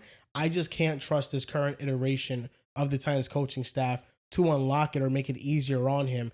Right now, Cam Ward is in his early 20s, and he's the most mature player on the team. He's the leader of the team right now with the way he speaks. His receivers let him down multiple times. He still is going out there and saying he trusts those guys, and he's going to throw the ball to them again, as he should. But I just think that his maturation, his talent level, I think they're really special. And I'm looking forward to the Titans' next regime that comes in and that can make him into a great quarterback, because I think this current one with Brian Callahan is not going to work out. It's just not. I don't believe in it. I mean, good news is, thank you for your quarterback. We all like Cam Ward, obviously number 1 overall pick. Never was sold on Callahan being the guy by any means. Really tough for the Titans to start off with the Broncos in week 1 and the Rams in week 2. At the end of the season, we could be looking at both these teams as like top 5, top 7 defenses. Both have excellent pass rushers. So tough for a rookie to get off to any sort of hot start when you're going up against this level of defense. The only thing I really disliked about Cam Ward in week 1 was after the Broncos muffed the punt, you got field position on your, Broncos 30, 35 yard line, and he took multiple just egregious sacks. So I think he took 5 sacks for 60 yards. That was really the one thing that stood out to be like, wow, this is something that can't happen, right? You could take sacks, that's fine, but you can't have the 10 to 15 yard sacks. That becomes an absolute drive killer. I got the Rams in this game. They are absolutely in that Super Bowl bubble with the other NFC greats and the Philadelphia Eagles and Green Bay Packers. All 3 of those teams are teams that any given week could beat each other and definitely beat the Titans. I got the Rams. I think the Rams-Texan game was close until it wasn't. That fumble really hurt them. That fumble in the red zone. If it wasn't the red zone, it was really close to the red zone. I forgot who. It was the red zone. Yeah, it was. It was the red zone. I think it was a tight end. forgot his name. That was pretty much the game for the Texans. But Rams defense looked really good. We expected them to dominate Houston's offensive line. It's probably one of the worst in football. The offense definitely looked good in moments. I would like it to be a little bit more consistent. I think Puka, Stafford, Tay, the connection is already there. Even I want to say that was Tutu Atwell, but I don't remember if it was him. But even that, they had a big play to their third receiver that was really huge. Just the passing game looks really good. It's just like Houston's also an elite defense. They were able to get at Stafford too. So interesting to see. Maybe can Jeffrey Simmons wreck this game a little bit. But I do have the Rams in this one. I also have them as my survivor pick. I think this is going to be an easy win for the Rams. I think they're a clearly more talented team. Next game up, the Giants versus the Cowboys. Are the Giants still these underdog, threatening sleeper of a team? Or I got Dallas. I got the Cowboys too. I got the Cowboys. I also do have the Cowboys. If Andrew Thomas plays, I'm interested. If Andrew Thomas plays, I'm genuinely interested in what the Giants can be. Without him, I want nothing to do with the Giants. Truthfully, Dak owns the Giants. he does. Yeah. He does. I don't know if he's ever lost. They got them. some extra rest too. They look good against Philly. Broncos versus the Colts. Here we go. For me, This is in Denver, right? This is in Indy. Oh, this feels for me easy. The reason why I say it is easy. The reason why I say it feels easy is because I don't expect the Broncos front seven to just not show up like the Colts, the Dolphins did. Like the Dolphins just didn't. Their front seven did nothing. That's true. Like their defense did not show up. They kind of let Daniel Jones do whatever he wants. There's no reason in life Daniel Jones should score on every single drive. With all due respect to Daniel Jones, I understand you're a good football player. You got paid your money. You're a starting quarterback in the NFL. There's just no reason you should score every drive. And I don't think Denver is going to allow that. I think their defense is top of the notch, much more disciplined than Miami, much more complete in terms from top to bottom, defensive line all the way back to the secondary, including the safeties. I think their offense will get it going a little bit, but even if it doesn't, like this defense is so good. I really don't think the offense needs to do much against this Colts team to really win the game. We saw last week the Colts couldn't get any pressure against Tua. That offensive line for Denver is much better than the Miami offensive line. Denver's just a much better team. I expect Denver to comfortably win this game. yeah. This feels like a classic. This isn't the week one overreaction for these two teams, right? Like we're not overreacting to Denver looking shaky against the Titans, and I don't think we're gonna overreact to the Colts dominating the Dolphins. He right? I'm not taking I think there's some things in week one where you could be like, no, that's true. I'm not taking those just yet. I think Denver at a minimum is going to have an elite defense that's going to make life hell for Daniel Jones. And it's going to be really difficult for Bo Nix to play worse than what he did in week one. Only up from here. So I think Denver bounces back. I think you mentioned a lot of good things. There's a couple things I think the coach, you can trust the defensive floor, Lou Anarumo now coaching up that defense. I think they're going to be good. Like I said, I don't think Tua was rattled by anything outside of his self. Yeah. I thought the Colts defense was all right, but I think Tua just made egregious mistakes. I thought the offense scored on every possession because they got a lot of easy field position to work with, and they also had some really cool drives. Shane Steichen, it's not like he can't elevate mediocre quarterback play. He's done it his entire time in Indianapolis, and he has a near 500 record. So with the Broncos, I trust a couple things to show up. I trust the defense to show up. I trust the offensive line to show up. I trust Sean Payton to show up. I trust Bo Nix to come in with a suit and tie and show up. Play well? I don't know if he's going to show up. And that's where I think that the Broncos might be at a disadvantage because last year against Indianapolis. The Colts are the better quarterback? Is that what you're saying? That's what it sounds like. I mean, listen, I think last year You got half of what you wanted. He's in on Daniel Jones. And that's what I was gonna say before this fucking prick started talking. Last year, it's incredible. He has to choose between Bo Nix and Daniel Jones, and he's actually choosing Daniel Jones. last year, the Colts almost beat the Broncos. Had it not been for a Jonathan Taylor oh my fumble, God, yeah. I think the Colts probably Or win your that guy game. Anthony Richardson. Let's not Whoa. forget that. Yes. Your guy, Yes. Anthony Whoa. Richardson. Anthony Richardson. Better They than Bo almost Nix. beat the Broncos. Could be. And to me, I kind of think that this is going to be a closer game. I feel like the Broncos on paper, there's nothing not to like outside of probably like maybe 1-0.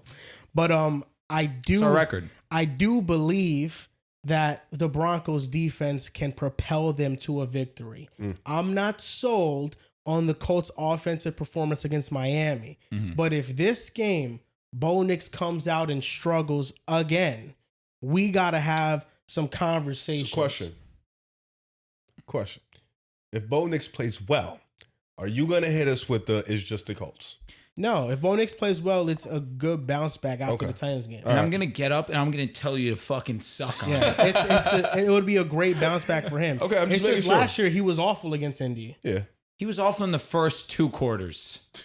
Hey. However, what he said is true. The defense can propose to a W because that's what it did versus the Colts last season. That's what it did all year. It didn't start that way because both the Broncos sides of the ball started very poorly against the Colts. Defense wasn't great. AR looked awesome. Jonathan Taylor looked awesome. Is this a 4 p.m. game or 1? That's an excellent question. I think it's 4 because it so. is an Indy. It's just a lot of things that it's just. I think that this game I want to pay attention to. With the Broncos offense, there's a couple layers that you have to peel back before Bo Nix should face serious adversity. The offensive line is elite, and Sean Payton is an elite play caller. Those are the 2 things that are in front of Nix protecting that. That's his. That's his. How atmosphere. great did Sean Payton look last week? Hey, he dialed up some things, and Bo Nix was terrible. Did he? Yes. We watched Are we really the game. questioning We Sean watched Payton? Whoa, Are we questioning who's Sean doing Payton? that? However, I'm just saying we give Bo Nix the slack because he's the quarterback. He played terribly. I like being in the middle of the But what I would love to acknowledge is that Sean Payton did not call a good game. Sean Payton's fault. Okay. Is that what I'm saying? Bo had 3 turnovers? No, Bo was terrible. He had 4 turnover-worthy plays. 4 turnovers with the plays. He was the worst graded quarterback on PFF. He was the worst graded. He was the worst quarterback in the league last year. Bo gets the blame before Sean Payton. Absolutely. So why did we go away from the run? We're just going to all put that on Bo Nix? I mean, what? You had Dobbins had 16 carries. I don't know how many Harvey had. No, 16. No, I think we had a total of 16 carries. Oh, I thought Dobbins. I could be. Dobbins wrong. only had 11, if I'm not mistaken, and RJ Harvey only had 6. The offense definitely didn't get going until they leaned on. Started going to the run. That's which is what I'm anticipating versus the Colts. In theory, what we should do is learn from week 1. Yep. We need to be a run first team that plays off the play action. We don't have the outside weapons to go ahead and be a pass first team. What Minnesota did in the 4th. 100%. If there's one thing we can learn from week 1, not just from ourselves, is that you need to build off the run. Yeah. We don't have. Harvey had 6 carries. Dobbins had 16. So what you were saying, 16, Riv, apologize. about why I'm more critical on Bo Nix is because what I said, there are more layers to peel back before he faces real adversity. Mm-hmm. A lot of the things like the Titans pass rush is not threatening. Mm-hmm. Bo Nix was making terrible decisions in clean pockets. Yeah. So I feel like there's basically help in front of him before he has to face some serious adversity. So if he's struggling behind those layers that are supposed to protect him, I think that is why it's more concerning than other. I'm just checking temp. That's Can't all. have a bad game. Don't have a bad game. It's week to week. You can't have a bad game if your first name's Bo and your last name's Nix. Anyone listen, else say maybe Tua? you could be Joe Burrow. Drew. You have a long history of being great. You do. Drew, I'll say this. With these 2 guys, it's a week by week thing. You have a bad game, your ass. You have a great game, Wait, top of the these 2 league. guys? You, bro. I'll also say this. No, well there said. has not What been about a Daniel single- Jones has no let me- flaws. Come on, keep going, Riv. First of all, he was let me great the whole finish. season. You should know that. Cook. I'll say this. He had 15 passing touchdowns. There hasn't been a single thing said about Joe Burrow having 112 yards and 7 yards in the second. There has not been a single thought. What is See there what I'm to saying? say? You see what I'm saying? We can't One judge. gets the just 'cause benefit of the doubt. Yo, I bro. can't give my guy the benefit of When the Josh doubt. Allen was last look, against the look, Texans, what you did said? anyone? What you Nobody did? cared. What you did? What you did? I'm What not you sure. did? I I'm not trolled I'm Josh not Allen, Bro, but no, no one is bro. up here like, oh my God, Josh Allen sucks. It's Bro. Josh Allen, Joe Burrow, bro. Are you saying that we should care about a bad Bo Nix game and a bad Joe Burrow game equally? Let's be No, serious. I'm saying we should care about both.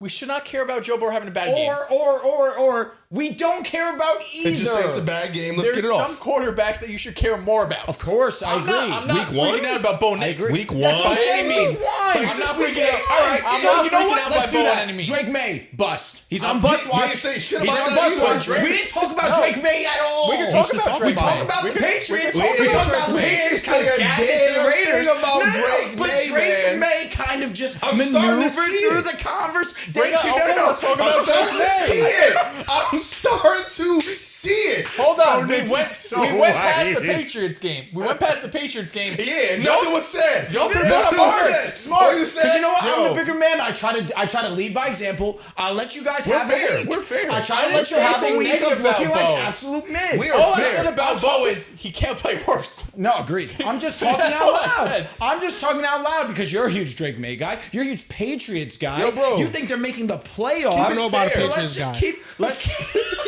You have no shame in this. Let's just keep consistent. Keep it fair. Because if Bo Nix was ass, which he was terrible. Yeah, don't say if. What was Drake May? Gotta Was stop he saying Drake that. May was not. He was Was better he than good? Bo Nix. He wasn't It good. wasn't that hard to be Everybody better than was Bo better. Nix. You and I could have stood up. We might have been All better than me him. and Drew are saying is me and him could have came up here Yes. and shitted on Yeah. Drake May. We didn't But want- it's week one. It's We're like, okay. yo, let it marinate. It's okay. Here we come with the Bo Nix disrespect. Here's I don't the like thing. that. Here's the thing. I don't like that. You guys are free to do whatever you want to do. We want consistency at the That's table. all I That's all we're It's not. asking It's for. not. It's not about consistency because I know in your heart of hearts you want to scream off the top of your lungs that you don't think Drake May is that What do you guy. mean? I know That that. has nothing to you do wanna with We scream just off want the to top of your acknowledge lungs. the elephant in the room. Here's the difference between you What up, Jay? and me and you and me is the fact that I am comfortable in criticizing Bo Nix because I don't think he's gonna be that You good. done Yeah, flipped on him congrats. like You- Literally, you- you're doing you- nothing But difficult. you don't feel Craig, I bet. comfortable in criticizing Drake May to the nth degree Yeah. because you know and in your heart you Okay, are let's hear fearful that he's gonna be really good. No, he's the number 3 overall pick. I'm not fearful of that. It actually would be worse to him if he was dog shit. It fact. would be. And Bo Nix was a first round pick as He well. was, and it shocked the From world, starting. including me. Him going pick 12 was genuinely shocking. Him throwing 29 touchdowns in his rookie season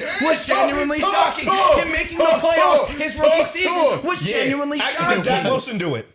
We don't have to talk about Talk that. to him. Wilson's We- gonna Actually, take if a Sam bus. Darnold did it. Here's the Talk thing, to brother. him. We don't got to talk Talk about them. to him. They're irrelevant. We don't talk about them in NFL history We don't because talk we don't about care winners. about them We don't unless talk we're talking about Ask him if buzz. Joe Burrow did it his first year. We don't want to talk Unfortunate about Joe that. Burrow One of the tore most for his important knee. Super We don't Bowls want in to NFL talk He about tore history. up his knee. You do have one of the most important Super Bowls in NFL history. Shout out to Joe Burrow. say that. Shout out to Broadway Joe. Excuse me.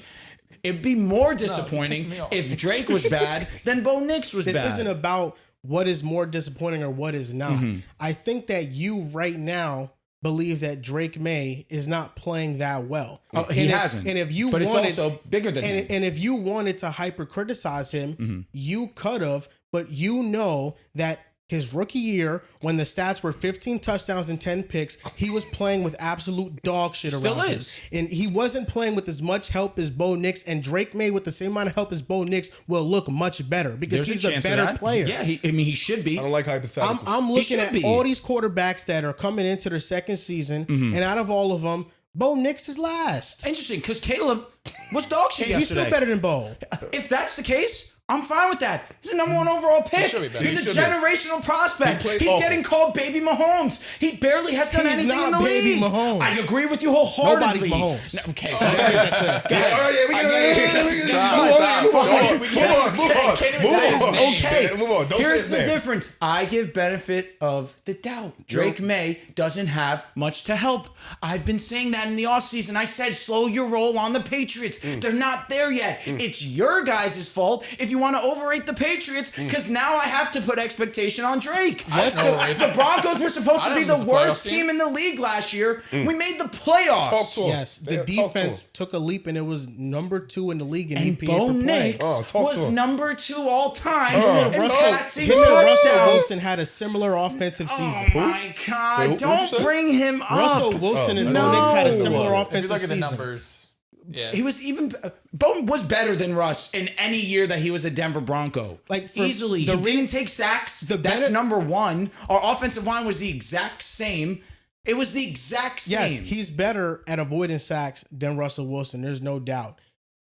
The thing with Bo Nix, the benefit of the doubt with him is that he is a young player, meaning he's in his second season in his NFL career. You give that so to he me? does. Yeah, young but so strong. he does have time to See, grow, just Jaden Daniels, you pieces of but garbage. he has a lot of help around him. He has a good infrastructure. He's good help. A lot of help is strong. He's good help. I mean, I think if you have an elite O-line and elite Agreed. play caller, that's the most important. I don't disagree with you. Not I for a young agree. player. I feel like, you need a wideout.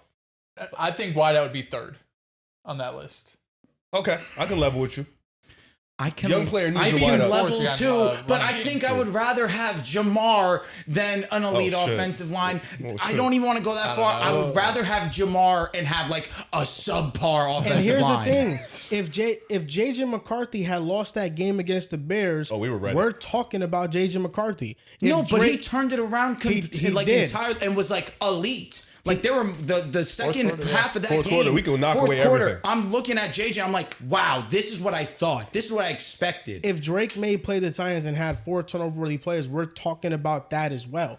This is not just exclusive to Bo Nix. It's just that Drake May's game against the Raiders, it wasn't good. Mid. It wasn't bad. It was mid. It was average. And for a second-year quarterback, an average game is all right. But we're talking about a quarterback who won as opposed to a quarterback who lost. Okay. That also wasn't great. So we're doing the winning. I'm just saying. I don't feel good about what I just said. Good. I don't feel good about what I just said. I'm just saying, again, one quarterback's getting over. For sure.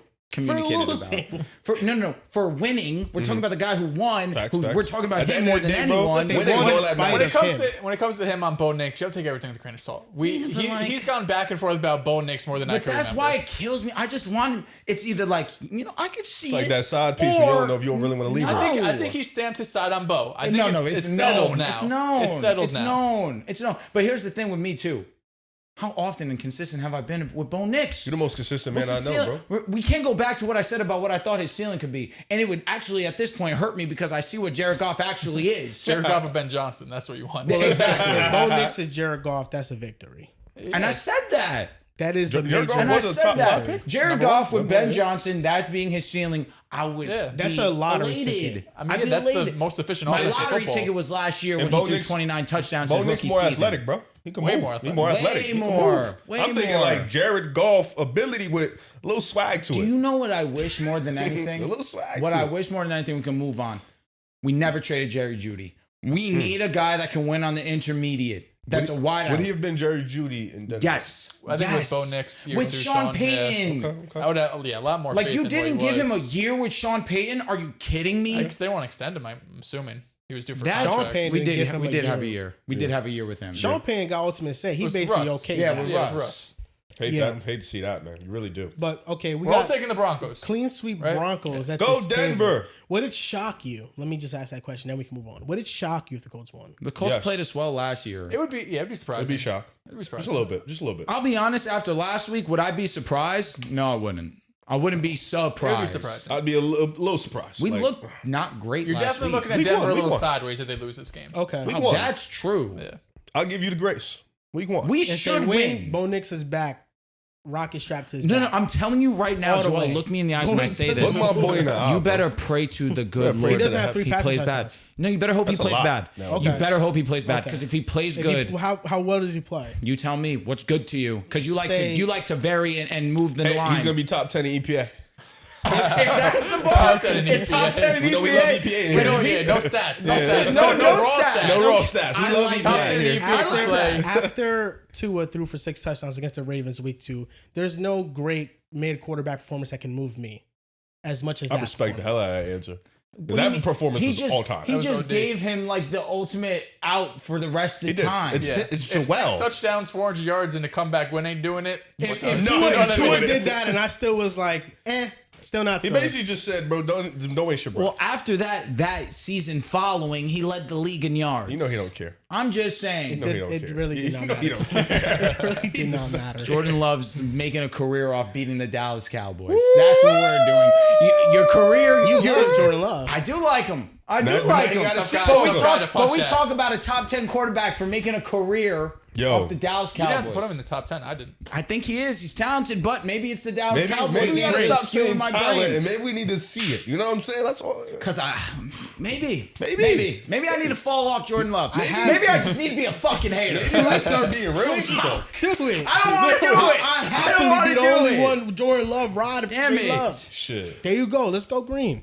All right. As he tips his Jets hat. He needs to be put in solitary confinement. He needs to be strapped up. He does. He does. Strapped up? Bro, he needs Oh, Bro, because, bro, it's just like enough. Not like, but like more like enough is enough. Bro. Wait, sorry. Psycho, bro. He's a psycho, bro. He's sitting over here with a Jets hat. Go green. Go green who? Which team are you talking about, bro? Like, we don't know who you're talking about anymore, bro. Like, at this point, any week. Anyone who's green. Eagles maybe one week. Yo, I kid you not, it could be a week where the Chiefs, the Bengals, the Packers win. You don't know what he's going to do. Like, it's just like, yo, bro, I don't know. Panthers versus Cardinals. Cardinals. I like the Cardinals in this one. I like the Cardinals in this one too. Will Johnson That's my was dog. a stud last Watch out, week, Tet. man. We That's coming. what I'm saying too. Against Tet, that'll I be an gotta interesting bench matchup. We Yeah, coming. I'm not cutting. Excuse me. I'm benching. There's no Tedero as deflecting well. this. And I'm starting Jacoby Myers. Love that. He played well last week. Love Who that. are the Raiders playing You again? know, Chargers. I put a little side thing on him to Beat get you this week. You did. put a little side thing to get him to get 98 yards. Who? Jacoby. He had 97. Broke me. Like, mentally You're broke so me. specific. No. 90 because it was a halftime thing. He was at like Oh, 60. okay, I'm like, yo, okay. he's bugging. I'm like, yo, Yeah. next He thing had a great you game. see Brock Bowers at like 13 yards. He's at Bowers 108. got hurt. Yeah, he came back in. It was like, Jacoby, you're not getting this ball no more. Yeah, it broke me, bro. Next game up, the Eagles versus Chiefs. Here we go. Like Jalen Carter's playing. Oh yeah. Jalen Carter's I don't know why the Chiefs are favored to win this game. They're home. It's an Arrowhead. They are home. Did you see the pass rush thing I sent y'all? Yeah. Oh, Uche. yeah. Uche, yeah. Now yeah. Jalen Carter's back. That's going to help. Should help. Everything. Yeah. I'm They don't taking have, the Eagles. They don't to win have this nothing game. to guard. The Who do Chiefs. we have to guard? I, Who does Queen Allen have to Hollywood? guard? I Hollywood. guess. Exactly. Who do we have to guard? I ask again. Who do run Tyquan game? Thornton. Who do we have to stop? no one. Yeah. Nobody. It could be Belt. It could be Belt, unless it's- Mahomes goes nut like he did against the Chargers. If but there's Mahomes levels. wins this game, he's the greatest quarterback to ever play. You already believe week that. 2 regular season What the game, fuck are we greatest doing? ever. Look at the team. You that he's can't be the playing. greatest ever when you have 2 blowout Super Bowl losses So on who your you- who you resume. picking? Stop. He's I'm picking going the with the Chiefs. Philadelphia Eagles. Yeah, They're the duh. You better know team. ball. The Chiefs are extremely flawed right now. You texted me. You said, "Look out." Yeah, because watch out. I'm rooting for the Chiefs, but I'm Okay. picking the Eagles All to right. win the game. Yeah, we should win this game though. Yeah, no, I'm taking the Eagles. Make this it your game, too. survivor pick of the week if you're so The confident. Eagles over the You Chiefs. know what? Make it your. You know what? You want to take the Eagles right now? Eagles are my survivors. pick. real. I'm standing. Like, Real. run. Come on. Like, you scared? Don't be scared now. Why would- so Nervous. you want me to make Make- the Chiefs make my your survivor? no, pick? no. Oh, That's your team. No. Stay with like your it. team. No. Yo, he's Stay with cooking. Mahomes. That's My- your GOAT, my right? team is Your green. GOAT can do anything, right? Your GOAT can walk on water, right? can. Stand with him. He's that good. Stand with him. He's that good. But look at He the ain't help never around played. him. He ain't never outplayed Jalen Hurts yet. He outplayed him in the first Super Bowl. So then bank on it right now. Do you You guys- said we not the best team in the NFC no more. You love your Green Yeah, Bay. you're second. Our defense fell up. We lost everything, right? We lost everything, right? You didn't lose everything. You actually Scary ass. you didn't lose everything. Just No, did he making up not shit. say we lost everything on defense? No, He I said didn't. that. I never said that All at right, all. all right. I think Okay. everything's a I bit said of you a stretch. lost Milton and Josh Sweat. You said lost we lost that. everything. That's what I remember. Losing Jalen And Slay. Carter in week 1 ejected. It's huge. That's a big loss. I know. But now He's you back have now. him back. Josh Uche is a great. You have Oh, now he's Zadarius great. If Smith. Jalen Carter was out, we could say you lost everything. I'll be honest. You lose Milton, Jalen Carter, and According to Josh his Sweat for this brain, game. he thought we was going to lose everything. I never said that, Rick. Shit crazy to I me. never said that. Hey, this is my survivor pick, man. I'm locking this up. But realistically, jokes aside, I'm interested to see this Eagles offense because I was underwhelmed in week 1. You and and I, me both. I do Not me, I do because not want Jalen to Hurts see was it. awesome. So that's Yeah, what Hurts. moves me. No, Hurts was great. But That's yeah, not you, I He bet. had the longest Not at all. time to throw it's my guy. in the league week Make 1. you You took 2 over him. 2 might have a job next year. What are you talking Is about? that- I started 2 over. Question No, you about took that. 2 over him. When? The time and Would throw you stuff, rather? does that count Every as time- like every when you time, bail out the probably. pocket? Huh? It does. Yeah. Because I feel like a lot of the times when Hurts, he did have the average, but a lot of times he bailed out the pocket. That gave him more time to see the field, and he's like, all right, I'm going to run it. That's why mobile quarterbacks have a higher time to Yeah. throw. Lamar has a high time to throw as well. That's why. You could buy time in the pocket, you know. Yes. Talk. Yeah, we should put Belt. Oh, sure. Well, I think it's going to be a closer game because the Chiefs at home is. I don't think they're going to get smoked. They can't They listen. just don't have that much talent. They don't. They really Yo, don't. Giha Field. Who? Terrible team. Terrible stadium name. Oh, that's what their stadium is Yeehaw. called? They have Oh, no that's in aura. Ridley? Bro, The stadium, I'm pretty sure. Drew, let me explain something to you. They have no aura no more. There's Now they nothing don't. about It's them that's over. cool. They have nothing. Look at Mahomes' cut. It's awful. His haircut is not I can't good. talk shit about it because I it's don't kind of like similar it. to mine. No, Andy Reid's Drew, cool. you're handsome. I like Thank Andy you. Reid. Andy Reid is cool. He used to be our coach. Yeah, Geehaw Field. Yeah, that's terrible. My God. I mean, the Broncos is in power. It'd be a shame. You know, It's better than Geehaw. Better, I mean, come on. You know, Oh, Joel, shit would What would better be a than Geehaw. shame? Joel, you're my brother. I want to say that. So, before I say this, I want to say you're my brother. You are right now Green Bay week 1, Cincinnati week 4. Was that or week 5? This is just a gauntlet you about to have to go through. 0-2, and then 0-3 in the first round in the playoffs, then 0-4 in the Super Bowl. You are about to be 0-5 to me. How? With Eagles. The Chiefs beat them in 2022. I'm not counting that. Shit doesn't Why? matter to me. Why doesn't it It's mad count? far. That's You're literally saying 3 years what, ago. last year and this year? Yeah. You're forgetting I'm not- about the conversations we had leading up to the Super Bowl, clearly. What? What Super Bowl? The last one? 2022. Why am I talking about 3 years ago? Because it happened. No. And we were on the show when it happened. No, I don't care about that. And you were conversation right now. talking exactly how you're talking now, I and was you lost. the same way I talked the last Super Bowl. I talked the Super Bowl before that. I talked the same way But why is it 0-5? because it's the season that just happened. Okay, so you're basing it off the past, not what's the future. But I mean, it's going to sure. be 0-6 according to you. Yeah, you know. Well, it's the Packers game later in the year that we Oh, don't that's really have a true. discussion. What Yeah, week I'm is ready. that? ready. That's my team. So Oh, that's well, who Chiefs are also your team. Patrick Mahomes is my player. You're sickening. Like, you're actual sick Patrick individual. Mahomes is my Not player. Jordan Love. No, I not can't- the franchise quarterback. No. No. We're going completely different. He's number 2. Did he just drop the Chiefs before our very eyes? I think we watched that. What you mean? He said, Mahomes is my guy? I said the Chiefs are your team. He said, no, Mahomes is my team. Did he just drop the Chiefs? I think Mahomes that's is kind of my what I heard. player. That's kind of what I heard. Are you a Bills fan? Fake. I am. Yes. Yes. Yeah. You're a Yes. Bills fan. I've Yes. heard him say You're that. also Yes. a Texans fan. No, He's been very vocal on he's No. a You're player. So CJ Stroud Josh guy. leaves, you still root for the Bills? No, he's not. So you're Josh Allen. No, but he Exactly. likes the Bills. I like the No, Bills. he I likes like the He Bills. likes them because of No, Josh he likes Allen. them primarily because of Josh. That's because but that's like me or Lamar. No, but I'm saying before he made that statement, he's been very, I'm a Correct. Chiefs fan. it's true. I've never Yes, said Mahomes I'm is the number one. a Chiefs fan. Oh. Chiefs fan, no. I've always thought it's just Mahomes. If I root I've if I always root for thought the it's It's just just me and you. Chiefs, It's just me and you. It's just me and you. It's just me and you. you It's think just if me and you. Mahomes left, he's a Chiefs fan? No. if I root No. for the Chiefs, it's because I'm rooting for Mahomes. No, but Yeah. you love Trent McDuffie. You Yes. love Chris Jones. I love players on their Andy team. Reid, just so Yes. happen to love him too. I've seen you listen to Taylor Swift. I need Santos to go and pull up He will. moments He will. where he's admitted openly he's a Chiefs fan. That's all I need. It's happened Multiple without a times. doubt. I But can't believe I you. have to defend Joel here. Why? Because we Yeah. all do that. No, of course. Of course. Of course. I Okay. understand what you're Okay, saying. so what- but so let me what's ask the you a point question. Am I a Dolphins fan or am I a Tua fan? You're a Tua fan. Agreed, But but have you're I a Tua ever fan, you rep- root for Dolphins. I guess I understand what You would mean. walk into here with a Dolphins jersey almost every other podcast. Okay. If the Broncos were doing bad, you were rooting for the Dolphins more. I was rooting for Tua to, you just to said win you games. just yes. said last week you're a Ravens fan. yeah. So what's the issue? I'm That's a your Lam- second team. I'm rooting for I'm But a you're Lamar a fan. you're a Ravens fan. Yes, Because he's yes. on- You're being very Yes. semantic. No, here. You just tried. No. You guys are the semantics one right now. You're Are trying you to a drop the Dolphins Chiefs. fan? If you're rooting for a quarterback, you're gonna root for them to win, which means you have to root for the team. Indirectly, yes. Yes. You In a have way. to. You're right. Anyway, But if Tua plays well and the Lamar- Dolphins lose, I if actually Lamar- don't care. I mean, how much were you shitting on the Bengals because they missed the playoffs? It wasn't Joe Burrow's fault. No, it's true. You know what I mean? But again, Lamar played great against the Bills. We didn't give him shit. No. There's a way that Tua can lose. He plays well.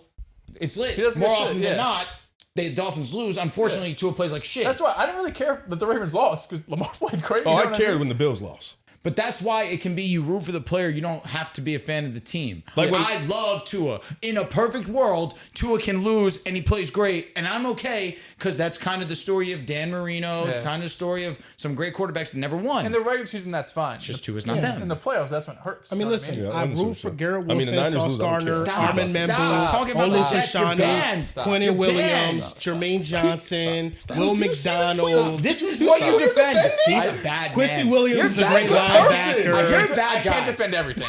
You know, there's This is something. your He's not a good person. He's not a good guy. He's not a good person, bro. Joel, why'd you do this to us? I try He to wants try to be reach my out for Jets you. brother again. No, I don't. Hey, no, you know I what? don't. No, I do You not. beg You Yes, want to true, be it's right. his Jets brother They again. sent me this hat before the Let podcast. to me wear. ask you a serious question.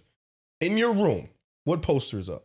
In my room, I don't have any. Well, like when we used to record, you had the back. Your team, right? Celtics your and number Jets. one team, right? Your Yeah, number one team. Sanchez action figure. Who has been in the back of him every single I time? don't know if there's any Packers gear whatsoever in that studio. Have you even seen the Jets go up? No, Even when he was a fan. I don't think so. We had a Revis jersey up in the old studio for a bit. What are you talking about? We had a signed Revis football with this. But we always had like the Zach Wilson bobblehead and the signed. Who locks in behind him? Who behind him? What do you mean? He's saying who's the jersey that's behind him when he was talking? Do you want me to put a Mark Sanchez jersey? Gardner? Wait, hold up. What Eagles merch has ever been behind you? Nothing's behind me but my TV. What Golden State Warriors jersey has ever been behind you? Nothing's behind He doesn't have anything, to be fair. No, he has had things behind The him. only thing he's had in the behind him pod. realistically is the Derrick Rose jersey, Yes, which that's is what fair. he's had. I mean, that's Just fair. It's a another different player. sport. And it's literally the He's guy. not a fan of the Bulls. Hey, that's true. But he's a fan of Derrick Rose. I've openly admitted that. It's true. He's at least consistent. I've openly admitted that. There's no current Jets player that I would put up as my box Sauce scout. Gardner? No. He's a two-time first-team All-Pro. No. God. Patrick Mahomes is my favorite player in the NFL. That's it. That's my favorite player in the NFL. I'd be your favorite player ever. Sickening. We've had a Mark Sanchez action figure in the corner of the studio every episode of this pod's existence. Pat Mahomes, prime James Harden. Patrick Mahomes. Obviously, he's gonna say. I mean, He was at a game with the beard. That's what I'm asking. Yeah. No, I still have the that's what I'm saying. beard, Like too. I'm saying the love. Which love was deeper? Like The love was deeper? It's Prime Patrick Harden, Mahomes. Because I enjoyed I'm dumbfounded. the winnings is it's really not even just pulling it's him not right even now. just the winning. James Harden, his moments I would be by myself with. Patrick Mahomes I'll watch with my dad with. Okay. Versus Josh Allen, AFC divisional game. I watched that game with my dad. That's the best football game I ever watched was Mahomes versus Allen with my dad. Okay. The 2022 Super Bowl when Mahomes came back against the Eagles was with my dad. The best sports moments in my life that I remember rooting for somebody was with my dad. So that's why dad connection. That's why Mahomes is number one for me because the best moments have come with my dad. No, that's just fucking blue mind, bro. I seen you with the heart. went for the heartstring bullshit. We couldn't say that. We can't I say can't that. even say shit. That shit just blew my mind. I'm real. genuinely angry. It's real. Yeah, that's why I'm mad. I'm mad. We remember you at the game, Harden beard, the jersey on. Yes, and you who'd I go? Fucking 4K with a fucking Nets jersey on. Question. Me and my dad. Question for the group. Because I've been thinking about this recently. What's up? I know he has the pinned tweet. Mahomes gonna be the best ever. When did this like genuinely start? Literally 2022, right? When he was by himself in the trenches. Credit where credit is due. No, this happened after 2019. 2022 when the Chiefs made him look smart as fuck. He's been on this wave. But don't think we fucking forget that you were pushing Josh Allen over Patrick Mahomes. Because Josh Allen's a fucking superhuman. But Patrick Mahomes is untouchable. Yes, He's the Mahomes greatest. is better because he's been greater in the moments that matter everything, more. that moment of Josh Allen being better. That moment, 2021. How do we do this? 2021, We got him they started. Here we evened go. each other out. Since then, the last two matches they played in the playoffs, Patrick Mahomes has been better. Patrick Mahomes in 2023 on the road going into Buffalo was better than Josh Allen in that game. Agreed. But 2021, yes, they were equals. And that was before Mahomes rattled off 2 straight Super Bowls. true. That matters. I agree. That is a big I'm just saying, swing in your things. timeline In of my the Patrick timeline- Mahomes pin tweet. 2019, Riv and I had a segment in the Red Studio. What's that when to do with me? Because we're talking about my past. That's No, what we're talking your about. timeline We're talking about my from the past. pin No, tweet. I want to hear this. I don't remember. I want to hear Slutty. this. I No, wanna no, hear it's this. Whore. not. Riv remembers it because 2019, when me, JC, and Riv were doing the podcast, the wall red backdrop when Mahomes got his $500 million contract, a $500 million contract. We were talking about Mahomes, and I was arguing with Riv about how Mahomes is the greatest quarterback ever. Okay, that I've seen. Listen, We've trust been- me. History knows that you Yes, said this. that- It's your pin tweet. but it's not just- it's what the a- history it's on doesn't know video. is that there's probably another tweet out there, unless he deleted it. But I know for a fact it's on the show. Definitely I know probably for a deleted fact it. that there's a graphic that has Josh Allen number 1. I know that. Yes, I know that in this timeline. But yes, in that Definitely in some that form of scenario, deleting. yes. Post 2022, that's where this started. But Is yes, what I'm saying. That sounds right. 2021, yes, after that playoff game, Mahomes and Allen were 1A, 1B for me. And Allen was better than Mahomes in the 2021 game, in my opinion. I thought he I played think it better. should be in everyone's So opinion. I agree. So that's why he was there. But it felt to me that they were neck and neck. That's how good Josh Allen is. And then agree. since that time period, to me he's the Mahomes has rattled 2 Super Bowls off. 15's and really then good. He lost Tyreek Hill and then did it. That 22 season's special. There's a I done separation heard this, now. But at that, so much. Yeah. But I was just thinking. At that time, 1 Super Bowl versus 0, there wasn't that much separation of Josh Allen could have went on a run and won it. But Mahomes went on a run and rattled 2. So that's the separation between those two. And that's why now it's much different than 4 years ago. And even now, people think Josh Allen's the best player in the world. He is. When did you become a Lamar fan, man? Since Day one. his rookie year, really. Day one. Like that, man. I like Day that. one. It's a shame you turned your back on Jalen because that's a great story I'm too. always gonna be here with Jalen. Just because you're trying to catch up, brother, don't mean that I fell off. So you don't think you've catched up to him with Jalen Hurts? I don't think I caught up. As disrespectful as I was back in the day, I don't know if I ever was as disrespectful of Jalen Hurts in his prime, ever saying he's bottom 10. So maybe I have caught up. Caught up. Thinking about that, but I don't know. It's a conversation for another day. I like that. Falcons versus Vikings. It's a good game. It's a great game. This is prime time. This is Sunday or Sunday night. Sunday night. I'm excited for this one. Me too. I'm going to take the Vikings to win this game. I think if JJ has a full game of the fourth quarter, he puts it all pretty together. Unsustainable because that's MVP-esque type stuff. He could do it.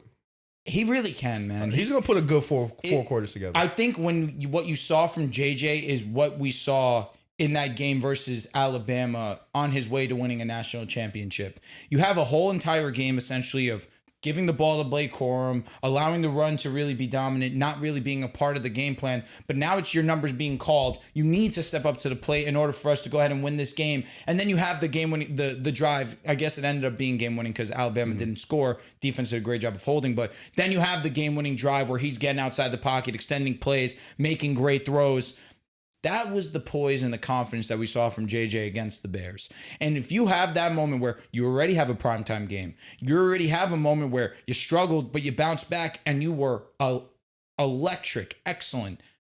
I think that with that, I really trust what the Vikings can do moving forward. And I had this conversation with Charles, and I'm going to kind of vocalize this out loud because this is kind of something I've been battling the whole offseason. And Riv, I really appreciate you because I want to say that you were the guy to go ahead and give your stamp to Minnesota. What has been an internal battle for me was choosing Minnesota over the Detroit Lions. That's an internal battle for you for sure. Week 1 overreaction? There's the part of me. It's just week 1. There's the part of me He's been fighting it all summer, man. that wants to ride with Detroit because of the take I made 2 years ago. You should. Let it ride for a That year, and close. you can slide. You're either going to be God. really right or you're just going to be wrong, but not really Really wrong. wrong. You You're really gonna just be be right, though. it's be an unfortunate wrong. But what's crazy is I've been vocal. I really like JJ. I think Michigan that he's guy. going to be really good. Michigan for sure. I've always had those ties. I believe in Kevin O'Connell, and I love this offensive infrastructure. It's hard to let go what has been, up until this point, an elite take in the Detroit Lions. Talk to Sean about this. I did speak to Sean about this, and he said it wouldn't fly. I would have to leave the one pride. Okay. And I get it. I feel like I would have to be kicked I out. think And I we're think- going through similar situations. I think for me, looking at it from No. What I didn't hear what he said, What did he truthfully. say? It's really not even worth mentioning.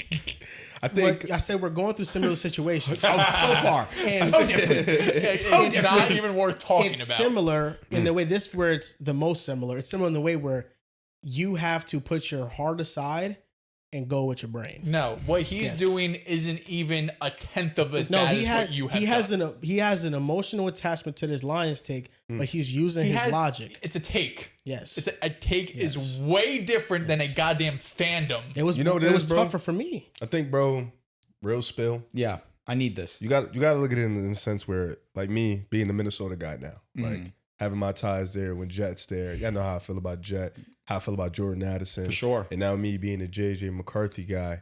You got ties, but you got ties that's gonna last there. It's true. You got to ride this year out with Detroit. You think I have to? You have to, and then after this year, you can cut Let me ask you a question, the bro. same way how you. Is it kind of nasty going to Detroit and jumping to At this Minnesota? point on this podcast, what he's done, Yeah, you're not wrong. See, but here's the That, thing. it wouldn't even be the fifth worst thing that happened this No. year, and it's only week 1. I can understand where you're coming from if I was a fan of the Lions. He's just I've he's supported riding the tail. Lions. Don't get me wrong. It's like I love the pride. It'd be different Love if he was y'all. like the Bears fan or Rams something. going to Seattle. Yeah, Take then it that'd from be me. a Just real, do it. Oh my God. I'm gonna wait after He has this Bears some respect for himself. Thank you. Wait Thank the end you. of the year. Good. Finish out the take. I want to finish the take. If the Bears beat them, I'm done. If the Bears beat them, I'm done. Okay, all right, that's valid. Because they're at home. The Bears just choked it to Minnesota. Yeah. And what I saw in the fourth quarter was what I imagined this offseason. So you're going Minnesota or Green Bay? In terms of the division, for the long haul, No, this year, yes. I lean that way, yes. Interesting. I do lean that way. Okay. It always comes back to me, man. Yeah, it's a good take. I got Minnesota in this game. I think the Falcons' offense looked really good. Michael Penix was slinging that damn rock. Big comeback. Should have been comeback win, honestly. Almost comeback win. Young way, But in reality, I mean, we gave Caleb a lot of shit for struggling, especially in that second half, which deservedly. But goddamn, I mean, Brian Flores in that defense, it's going to be another year of them being one of the best units and one of the most difficult units to go up against if you're a quarterback, especially a young quarterback in Michael Penix. So I think JJ McCarthy getting this under his feet was huge, right? I think struggling the way he struggled, throwing the pick six, I mean, Jesus, if that would have lasted the whole game, I can't even imagine the conversations we would have had after that about JJ McCarthy, about Kevin O'Connell, the decision, because they would have got nasty. But of course, fourth quarter comeback looked fantastic. I think Minnesota, I had them coming in third, but I don't think it's an overreaction. Like if I had to choose now, if I would flip, I would take them over Detroit too. I think the defense is going to be as good as just about anyone else's in the league. And if JJ McCarthy's confidence is only going to grow, Jordan Mason looked great in the ground. You got Aaron Jones through the air. I think they're going to beat Atlanta in week 2. Well, they have two things going for them. Number one, Minnesota is defense, and Brian Flores calling plays, I think, is going to rattle a young quarterback like Michael Penix Jr. in this game. And I also think the Falcons' defense is not that good. I think they showed a good showing, and it was impressive against Tampa Bay. They were able to generate pressure, and I think it was a performance to feel optimistic about. Definitely. But I don't think that their defense can hold up against Minnesota, especially with J.J. McCarthy now getting a full game under his belt, getting those jitters out. I think they're prepared. First game at home. I think they're going to win this game. Mm-hmm. You took Minnesota too, right? Come on. We got 2 Monday Night Football games, right? Yes. Yo, I should cop a JJ jersey. Yeah. Yo, I cop a JJ jersey. You cop a Jet jersey. I'm not really a big fan of copping jerseys, but You I really cop are. a And Dells and I cop a Blake Cashman jersey. I cop it. If you cop a JJ, I cop a Jet jersey. It's been long overdue. People have been wanting me to cop a Jet jersey. Facts. It is overdue. Yeah, So you're a Vikings fan too. No. Oh. I've made that extremely clear, actually. See, his get dicey because he's also a CD fan.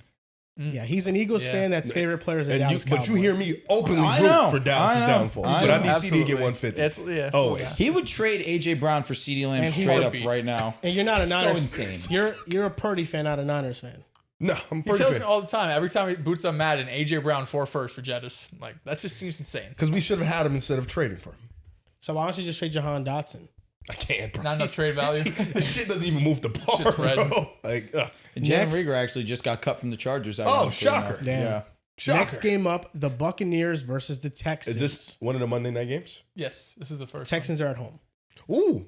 This is a tough one. I didn't love what I saw from this Buccaneers offense, right off the gate from without Liam Cohen, of course. Baker Mayfield was a little sporadic. Mike Evans wasn't able to really consistently get things going. You had Egbuka who had those AJ was 2 he was touchdowns. shadowing him. Mike? Yeah. Yeah, I mean, Egbuka had those 2 touchdowns, but I think he only had like 6 targets or so. So a little... I think it was 5 for 67. Yeah, a little underwhelming performance, especially going up a Falcons defense. I was expecting this to be a light show, like a 31-27 type game. I think I'm taking the Texans here. Mm-hmm. I think the Texans defense, what they're going to be able to do to the Bucs, who still going through the offense coordinator change. They weren't very efficient on the ground either. I think they'll be able to do just enough offensively. Again, going from playing that Rams defense to now a Buccaneers defense, even though Todd Bowles is a great defensive coordinator and defensive mind, obviously head coach, but defensive mind, I should say. Correct this game. I think the Texans could straight up just shut down this offense, and you could find some wiggle room. Nick Chubb looked better than I thought. I will say that. Yo. Nick Chubb looked better than I That thought. excited me, man. Absolutely. Talk to me. We might be. Yeah, I mean, I don't think you're getting Browns Nick Chubb, but We you're might- we don't also need- listen. you're not getting last year's Nick Yeah, Chubb, yeah, who looked yeah. just completely done. Yeah, listen, I think Nick Chubb looked well. I think I love him. I need Look CJ to get better at his So sack cute. avoidance skills. Because I do think sometimes he jumps into the wrong area and then it leads to a sack. I think a couple of those sacks were on him. But that offensive line, man, in terms of just penalties, just false starts, them getting beat so easy, there's definitely something that needs to work on. But you mentioned it. The Rams front seven, much different than the Bucks front seven. I think the Rams have more talent with Kobe Turner, Fisk, Jared Verse. Even though fucking Hassan Reddick went crazy. Yeah, like he was. Hassan Reddick was playing well. I really hate that for you. Why couldn't he do it last year, man? Facts. But I do have the Texans. I think this defense is elite. I think this defense really gave the Rams some fits. I think they'll be a little bit more healthy than last week, and I think this offense for the Texans.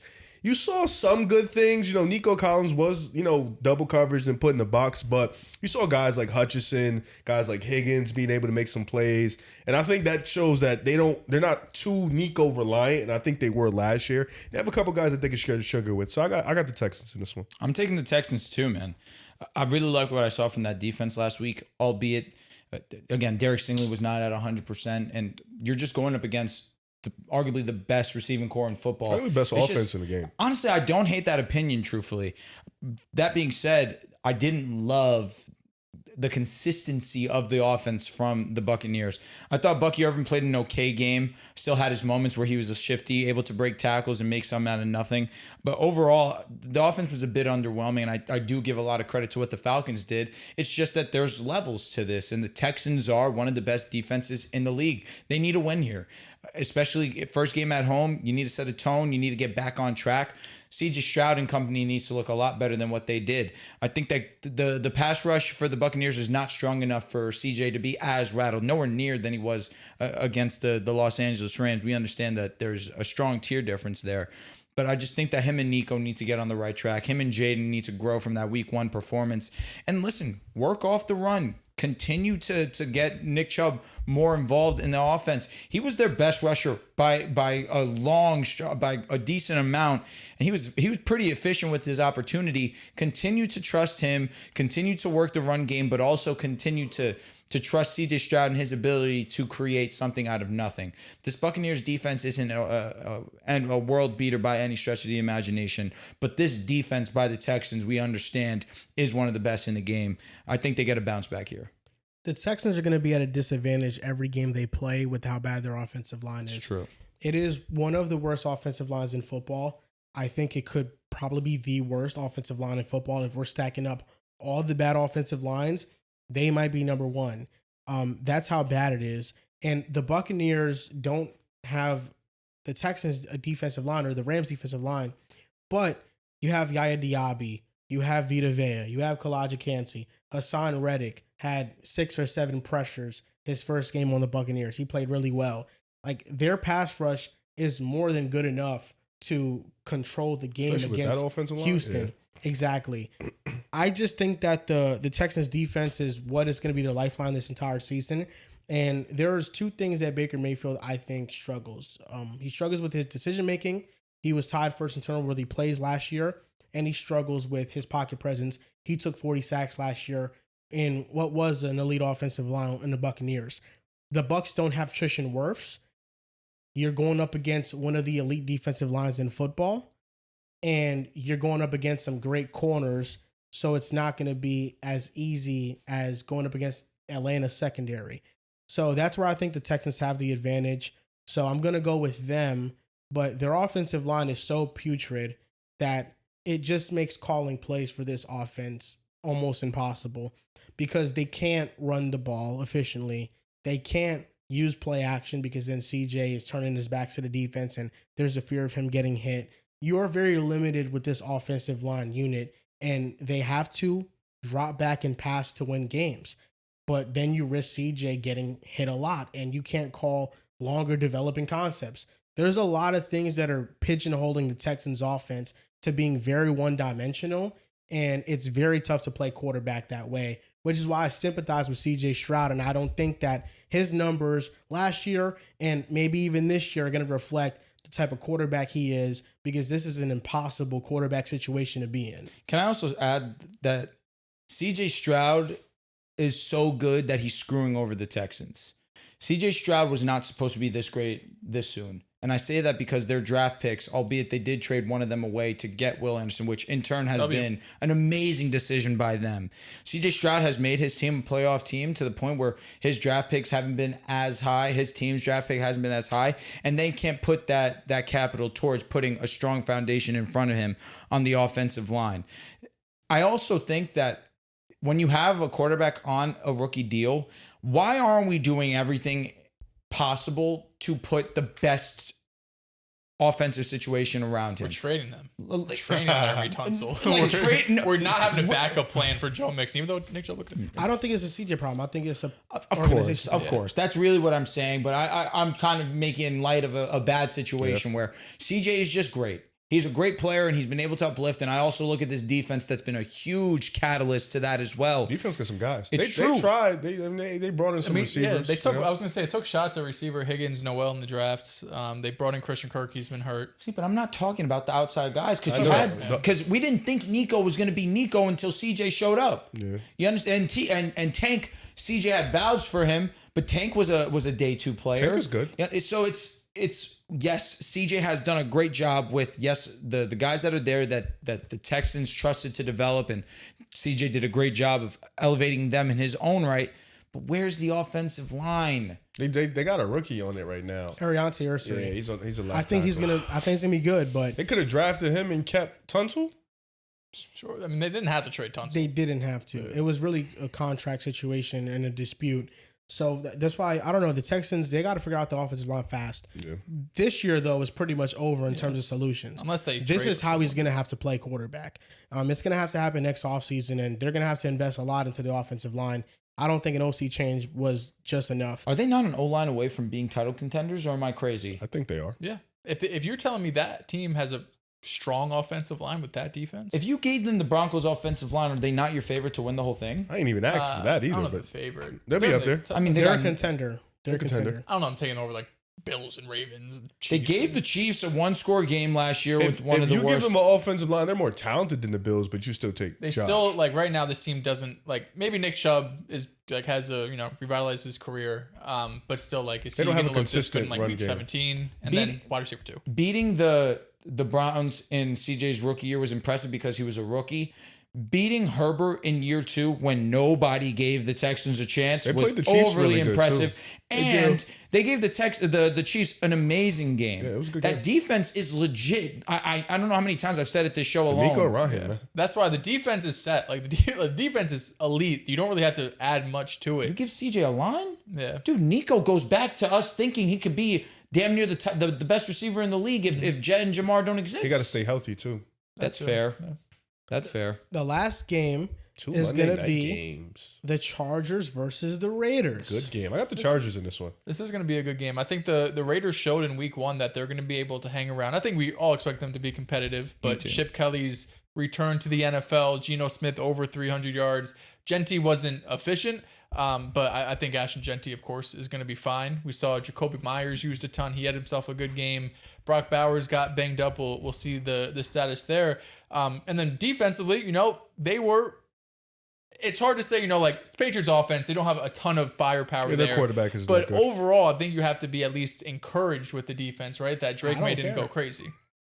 What? What'd you say? Didn't say anything. I'm fine. He says that the Patriots quarterback is not good. He didn't have a good game. I'll give you that. I rep my team. I'm gonna switch up. I think I'm gonna take the home team. I'll take the Raiders. I think the Raiders offense showed really good, just a complete upgrade at quarterback from last year. He's Geno pilled. Yeah. What?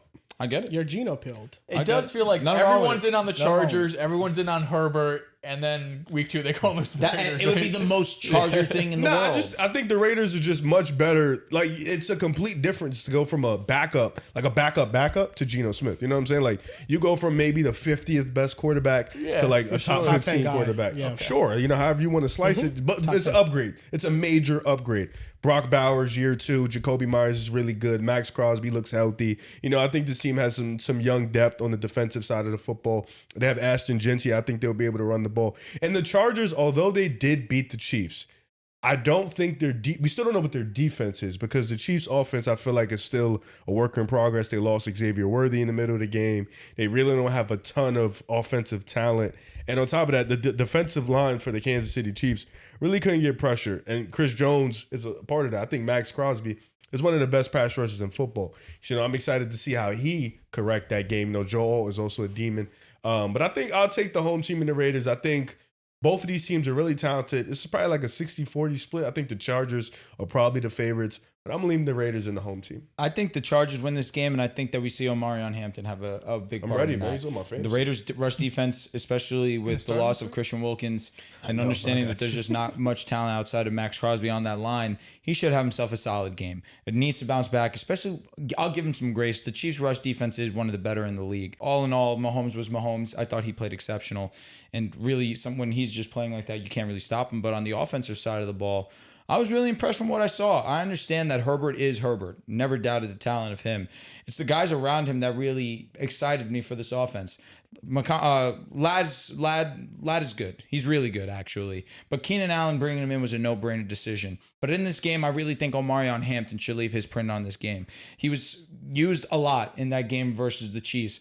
Did I think he was the most impressive? I didn't, but his usage was really exciting to look at. I think in this game versus the Raiders, where there's not much talent on this team that I really look at on the defensive side that would worry me if I'm a Chargers fan. And Omarion should leave his print on this one. I think that he should be the player of the game for them. I'm going to take the Chargers in this one. I respect where you're coming from, though, Riv. The Raiders look great against the Patriots, especially in an ugly, wet, rainy day. The offense was clicking, airing the ball out. Shout out to Dante Thornton for icing the game. A nice catch to seal it. I really have to start putting some respect on the Raiders offense. I say that where we acknowledge that they're good, but I didn't know it'd be enough for them to be good enough to win games. Because again, with Geno in Seattle, they were good enough to win games, but really the defense was the stud of the show last season. In years prior, yeah, it was the Geno show, no doubt about it. But this year, I respect Geno and I respect what the Raiders are building right now. But I'm going to take the Chargers in this game. The Chargers have a chance to set a tone with the Chiefs collectively, presuming they go 0-2. The Chargers have a chance to go 2-0. And I do think that if the Chiefs don't win the AFC West, then the Raiders do too. You're right. They have a chance to go 2-0. The Chargers have a chance to win the AFC West, and I think if the Chiefs don't win it, that's the next team up. One thing I'm interested to see is Ashton Genty if the run game bounces back, because the Chargers defense, they play with light boxes.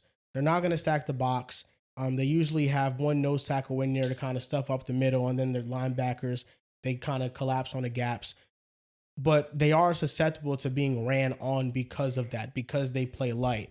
The Raiders' offensive line didn't look good in week 1, but I think that the Patriots' defensive line is a little bit more talented than the Chargers' defensive line. So that's an aspect of the Raiders that can be beneficial for them. But also you have an important matchup with the Raiders' defense and the Chargers' offensive line with Max Crosby against Trey Pipkins. That's a mismatch in its own. And then Thomas Booker, coming from the Eagles, has looked really good in week 1 for the Las Vegas Raiders. I just don't trust their secondary. It's still a lot of fluctuation there, a lot of young players trying to prove themselves. I just think the Chargers are ready. I think the Chargers last year was a preview of what's to come. They made the playoffs while being undermanned and under-talented. And I think this year they added a lot of talent and help around Justin Herbert. Even with Slater's injury, I still think they're good enough, and Herbert is good enough to propel this team to a lot of wins. And I think they will beat the Raiders on the road. Yeah, I talked about all the Raiders in the beginning, but I'm going to be taking the Chargers. It is kind of crazy how much of a 180 the Chargers' weapons feels like with just Omarion Hampton and Keenan Allen getting added in the offseason, because Quinn Johnston feels like a guy that is going to have a real role. Like, he's going to be the X, right? Like, Keenan Allen and Ladd, we saw it in week 1. They're going to split a lot of the slot work. And then, another one's going to be playing outside. But Quentin Johnston, especially in the red zone, is going to be used a lot. He is a big body. He is someone that is athletic and have some after the catch ability too. But you just go from last year where it felt like at the end of the year, the running game completely fell off. You were looking at Ladd, and beyond that, it was no one else. Of course, we talked about the drops that Quentin Johnston had in the playoff game. But now you're looking at it. It's crazy because 2 years ago, Keenan Allen had like damn near a career year, right? Awesome. He was a dog. He goes to Chicago. He still has like over 100 targets. He's still involved, but Chicago was just a mess last year. Keenan gets signed in like August. No one really talks about it. And then week 1, he was like 5 for 70, 7 for 70, something like that. A touchdown did he get to? So, yeah, I think this offense feels a lot more complete now. And the defense, it's hard to see that they have like a true elite ceiling. But with coaching, with Jesse Minter there, I think you feel really confident that they have a floor that's not going to be bottom of the barrel. We're getting embarrassed every week. So as long as you're going to be able to hold teams to like around 20 points, you've got Justin Herbert on the other side, you're going to win a lot of games. And that's going to do it for NFL Pick'em Week 2, going by every game. And before we move on to NFL Weekly Awards, and I want to just talk about real quickly two NBA things that happened. Josh Giddey, 4 years, $100 million. Can do this Friday. $25 million Friday's per year. day. That's really it. That's really it. This is the only news really that happened. But I think this is important. Adam Silver was talking about the increase in streaming prices, and he said that the NBA is a highlight league. That's what it is. So he basically said, if you're paying, Adam Silver basically said, it's your fault. If you're paying for subscriptions, if you can't afford to watch the games, then watch the fucking highlights. It's pretty nuts for a commissioner to say that. Because I feel like it's hard. I'll acknowledge, right? It's hard, I think, for a commissioner who has all this power. I'm sure a very wealthy man, has a ton of connections, to put himself in the shoes of a 12-year-old whose parents are saying, I'm not spending hundreds of dollars a month so you could watch your game.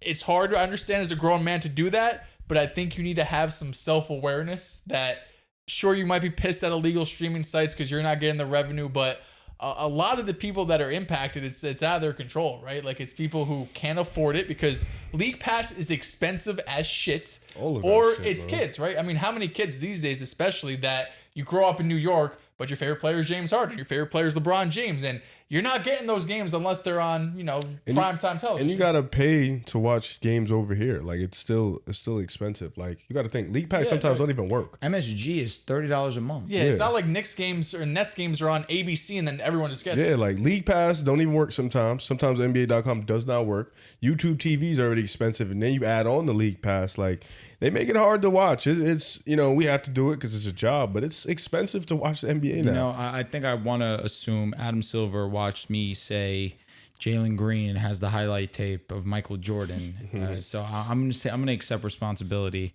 and take accountability. Terrible for him to say that. You got to understand who you are. You got to understand that your words mean something, and you say that your league is strictly a highlight league. That's the point. He's cooking, but let somebody else say that. It's not you. That is what it is, and that's how people consume it. But I mean, what matters is the raw viewership and people watching your games. You have NFL preseason games still clearing the NBA Finals in viewership. So, I mean, I think that's kind of his focus. His focus on more clips for the NBA and not the actual product. Is that what Flight does? He watches the highlights of the games back the day after. He reacts. It is fun. I just got an email from the NFL.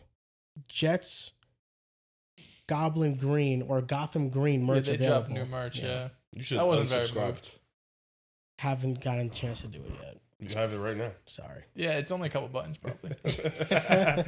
Okay, now let's get on to NFL Weekly Awards. We were going to do this last episode, but it ran a little bit longer than usual. So we're going to do it here. So NFL Weekly Awards, let's go on with our first weekly award, Offensive Player of the Week. So we won't be boring because the Offensive Player of the Week was obviously Josh Allen. However, my Offensive Player of the Week, I'm going to highlight Travis Etienne. He was so good that the team was willing to trade Tank Bigsby.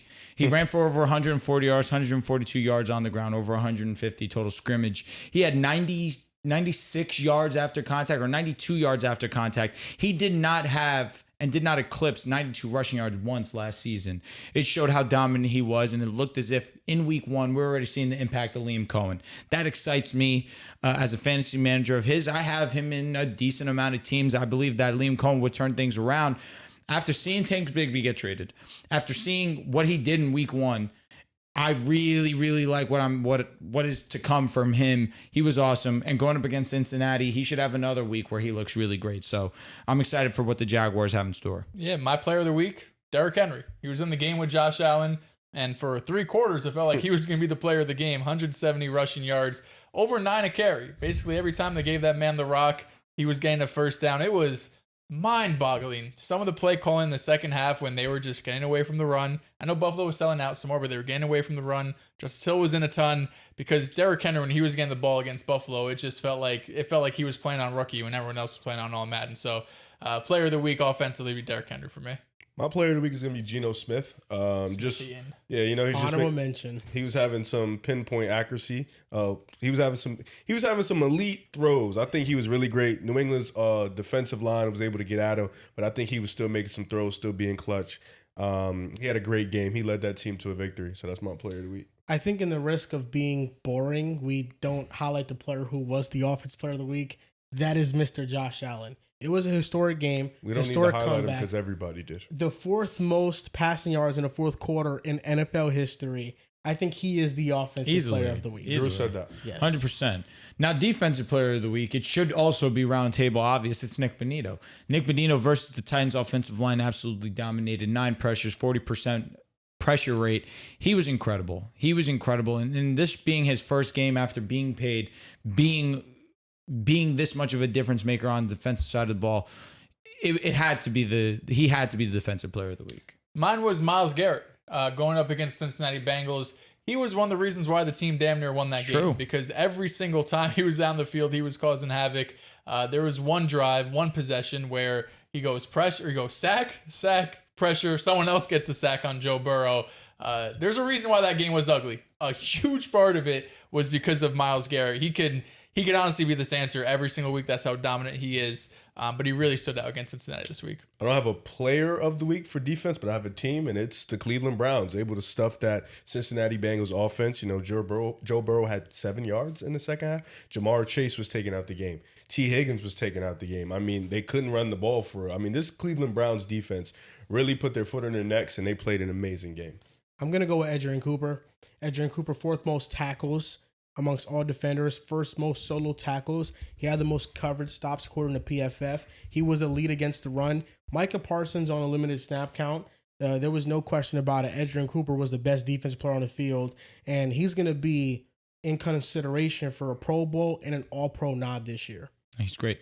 The next one is Rookie of the Year, Rookie of the Week, if I'm not mistaken. And Riv, honestly, you could talk about our Rookie of the Week because it's got to be Will Johnson. It's easily Will Johnson. He had one of the best rookie games of the season. He just was amazing. You know, he was disciplined in his coverage. You know, he was able to get 3 PBUs. I thought he was masterful. And the reason why he fell so low in the draft is because of injuries. He was injured in his career in Michigan. But if I'm not mistaken, he played 2 or 3 years in Michigan, didn't allow a touchdown. He's a legend. He was one of the best corners in college football. One of the football. worst draft day fallings in a while. Yeah, and Arizona got a steal, and I think that's great for their young core. I think Will Johnson was spectacular. My Rookie of the Week, Rookie of the Week. Say it again. My Rookie of the Week, Armand Membu.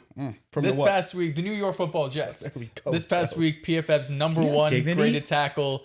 Did not allow a single pressure on over 25 pass blocking snaps. This is going up against TJ Watt. This is going up against Alex Highsmith, some of the best pass rushers in the NFL. Had a 92 run blocking grade as well, so was elite in both facets, I should say.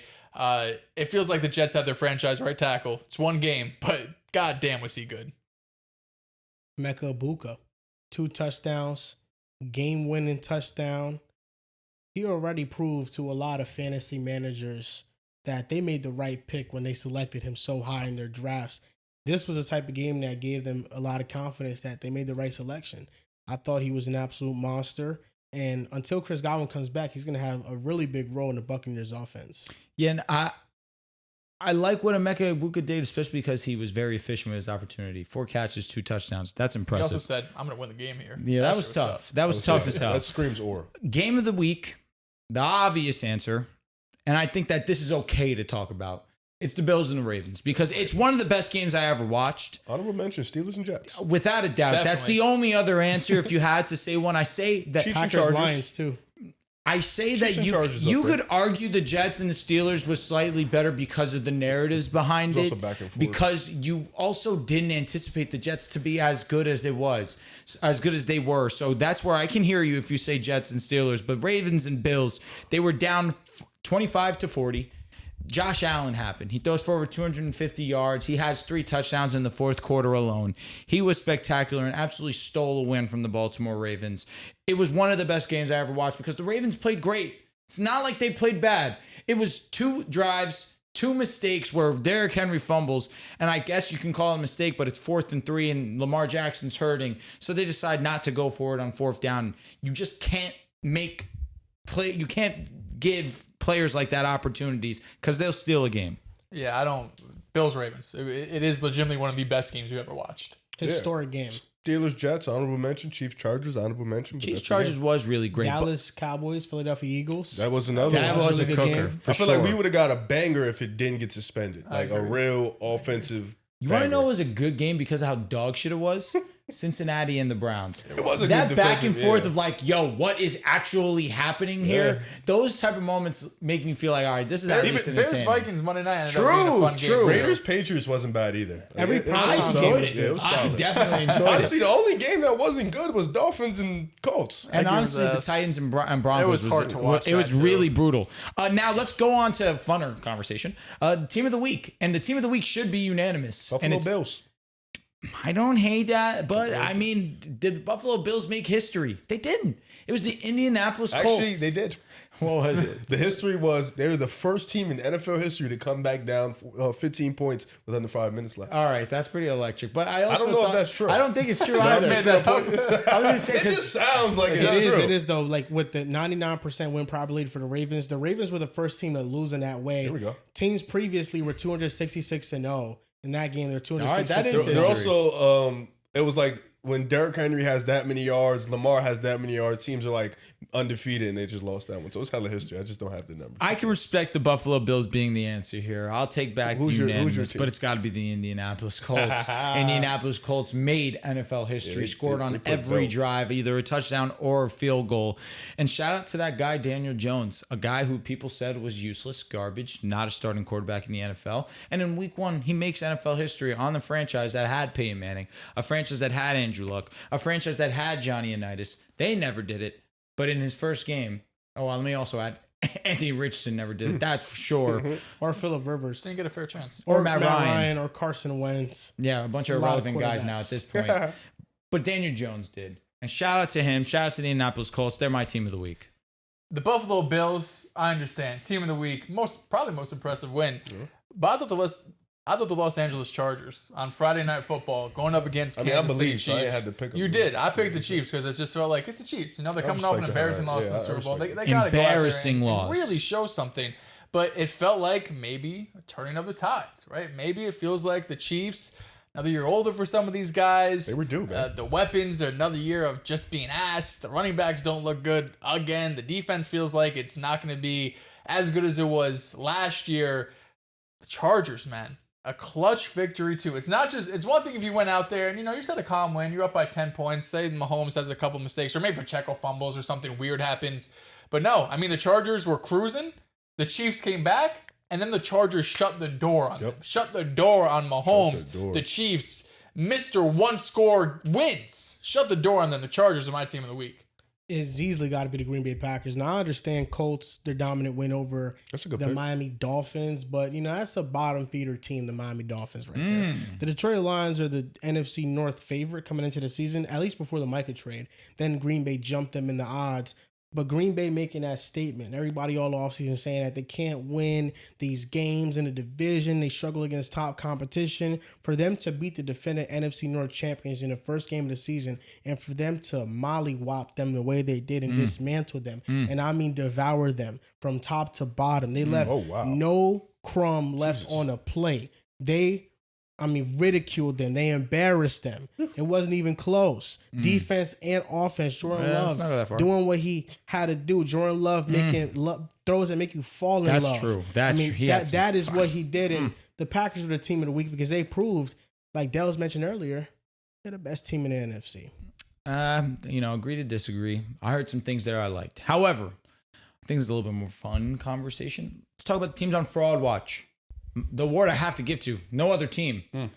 You could give it to the Miami Dolphins. I'm not going to do that. Frauds because we know who they are. Exactly. There was no expectation. But I'll tell you who there was expectation for. The guys in New England I'm going with the Patriots. They were wildly disappointing. First game at home, going up against, let me not say a bottom feeder like I disrespected them coming into the game, but a team that had a top 10 pick this past year. The Las Vegas Raiders, you kind of had a game where they didn't look like they had a chance to win at any point in the game. And the number 3 overall pick, Drake May, was underwhelming. The situation as a whole is underwhelming. It's bigger than just Drake May. But the defense, the secondary specifically, wasn't shining out to me. No Christian Gonzalez, we give them a pass on that. That's one of the game changers that we have in this league. But they're on fraud watch. There's another player who's on fraud watch, and his name's Trevor Lawrence. There's a lot of criticism that goes to players that have gotten a lot less leeway than Trevor Lawrence. Trevor Lawrence this past week had a few moments where Brian Thomas Jr. and him simply can't connect. You have moments where Travis Hunter's open for a touchdown. Elite play made by an elite player in J.C. Horn. I'll give him the benefit of the doubt there, but you're not pressured. You're the least pressured quarterback in the league, actually. You're going up against the Carolina Panthers. In theory, this should be a game that he feasts. He didn't. He didn't look what I expected. And again, this is fraud watch. This doesn't necessarily mean I'm out.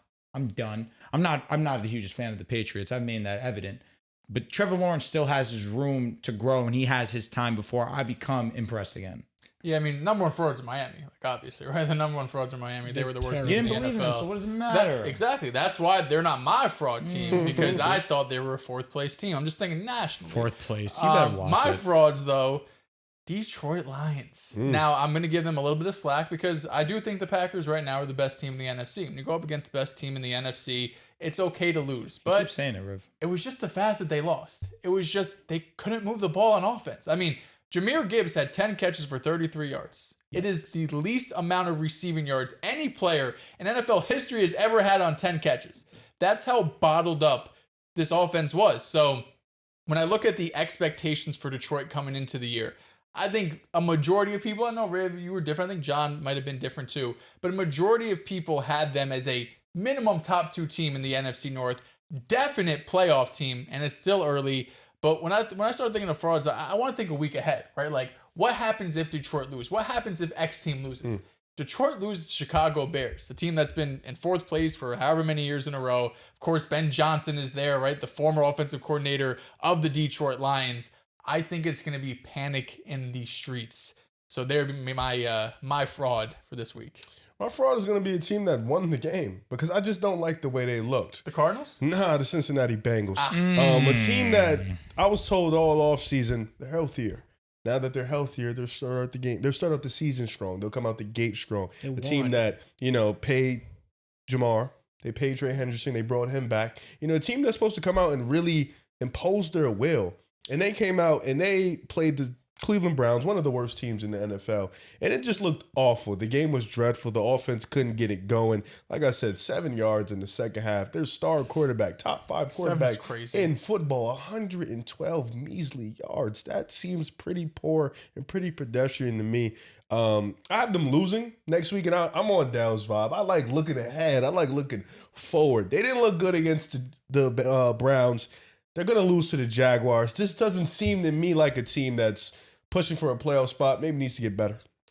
I'm easily going with the Miami Dolphins. I think the disrespect they're showing to the Cincinnati Bengals is just egregious. Earn it. You're going to be wrong. It is what it is. Haven't been wrong in 2 years. You want to try to knock the offensive performance. Like, that's a real issue for the Bengals. 7 yards in the second half. We know the offense is going to be fine as long as number 9 is their quarterback and he's dropping back, making beautiful passes. We know that. The fraud is the Miami Dolphins. I mean, they look so bad, they could be relegated. They're lucky that this isn't the Premier League because maybe they would have been. They're lucky we don't do things by soccer standards because they could have been. That's how bad they looked. And everything seems to be going down the drain. All the drama in Miami, Mike McDaniel, to former players coming out and talking about them and how good or not good they are. Stephen Howard can go to hell. It's a lot of things going on. Richie Incognito going on. He can also go to Gil's hell. Arena and saying that Tua was just bad. No, I mean, ass. my goodness. That was the point of that. My goodness. I Fat mean, bastard. that is the fraud watch team because, I mean, you got to watch out if they're just going to clean house completely before the end of the season. I said it. At least like McDaniel, he might be gone. If they lose to the Colts, if they lose to the Patriots, he could be fired. Dallas Goedert has a knee sprain. Not great. Not play. Not great. Not great. Bailout. I mean, Goddard. Jalen Carter got bailed, so we're good. The Dolphins have the Patriots, then the Bills, Jets, Panthers, Chargers, Browns, Falcons. So it's not terrible. I'm hearing like 500. End of the world. I'm hearing 500 against the Jets. It's panic. I mean, the good thing is that Tua never loses to them. We got it. There we go. That's literally the regime. They used to play with Zach Wilson. That's true. It's an automatic. This is a new era for the Jets. They're building something. They're building something amazing. I'm happy for this. Is the first time in my life. I'm happy for Jets fans. No, I'm happy too. Me too. Yeah, I'm happy for Jets fans. They deserve this. They deserve a new beginning. I need them to win a Super Bowl. Me too. Me too, brother. I need it. I need it for them. If going heel made Riff want to root for the Jets Super Bowl, maybe it's worth it. After all, well, we got Fields now. Maybe he's the answer. I'm just happy. Maybe he's the franchise quarterback. Me too. So everyone's saying it's the first time in NFL history a quarterback went to the Jets and saved his career. Yeah, I watched him play, and I was just happy to see him make plays. Right, like, I was excited for him. Confident. He looked confident. Yeah. He looked happy. He looked like the pressure was off his back. To think you have no ties to Garrett Wilson this year. That's unfortunate. I love Garrett Wilson. Nah, where's your fantasy? I don't have fantasy, but I love Garrett Wilson. I mean, I got stock in Garrett, drafted him, and I got stock in Brees. You did? Traded for him. And you traded away a big piece. Yeah, my fandom. That too. Traded away your that was the starting spot. Hate to see it. I traded away my fandom, but I gained my fantasy relevance. Good trade. We play this week. That's good. I don't know. I think that league I might be cooking. Drew, we play this year. Denver and Philly. I know. Belt ass. For who? I think you know. Dynasty is annoying because you have so many players that there's so many options to choose from and who you want to play each week. That's the fun of Dynasty. And it's just for me, like I picked Ted McMillan over Jacoby Myers week 1. Wouldn't have mattered. Makes you feel better. No, I know it wouldn't matter. I got blown out. I got blown out. I won by like 30, maybe 25. Yeah, it was like 110 and 140. My team in this league still needs a wide receiver one. Like it's solid. I lost Purdy in that league, unfortunately. Yeah, the reason why that game I was just so bad is because my receivers didn't show up. AJ Brown didn't show up. Terry McLaurin didn't show up. You know what I did in our rookie draft? It's kind of ringing true now. I took JJ McCarthy over your guy, Drake May. It's an outtake. Nice. Outtake, that might brother. be a banger. In week 1, we're already feeling amazing. I love that. I beat you about 40. Oh my god! So it was 150 to 110. It was 150 to 110. Yeah. Bell. Yeah. I did lose last week as well. I mean, I started Burrow and I started AJ Brown. How did I put Fairbairn and the Broncos combined for 30? I was gonna say because you had Burrow. Gibbs had 15. Yeah. Chase had 5. Like no one really went off for me. Like if I probably started Baker, then I made it. I wouldn't have got blown out. But if you'd had Baker and you started Baker, Jacoby. Jordan Love, my bad. You had a Jordan Love as Jacoby. Brother, you would have added 7 points if you started.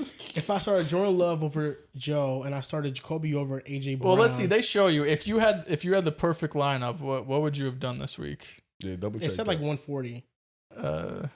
What's you're the Icy Joes? Yeah. If you had the perfect lineup, you're putting up 154. There you go. If I had the perfect lineup, I'm putting up 179. So it would have been closer. It would have been closer. It's just that's the thing with Dynasty is I feel like that happened to me last year. Like, sometimes I would just pick the wrong. But also the perfect lineup probably is some like stupid shit like it's random things. Yeah. Like Dalton Kincaid would have been on my perfect lineup. Exactly. Over Mark Andrews. You weren't. Yeah. Maybe you would have. I don't know. Yeah. Maybe I got to start. Kincaid looked good week 1. I mean, my goodness. But talking about fantasy, we're gonna do some fantasy content next episode. Friday's episode will be fantasy content driven. There's not much NBA stuff, so Friday's episode probably is going to be more geared towards fantasy and helping you guys out in your lineup questions. So make sure you guys drop any questions that you want for fantasy in the comment section down below.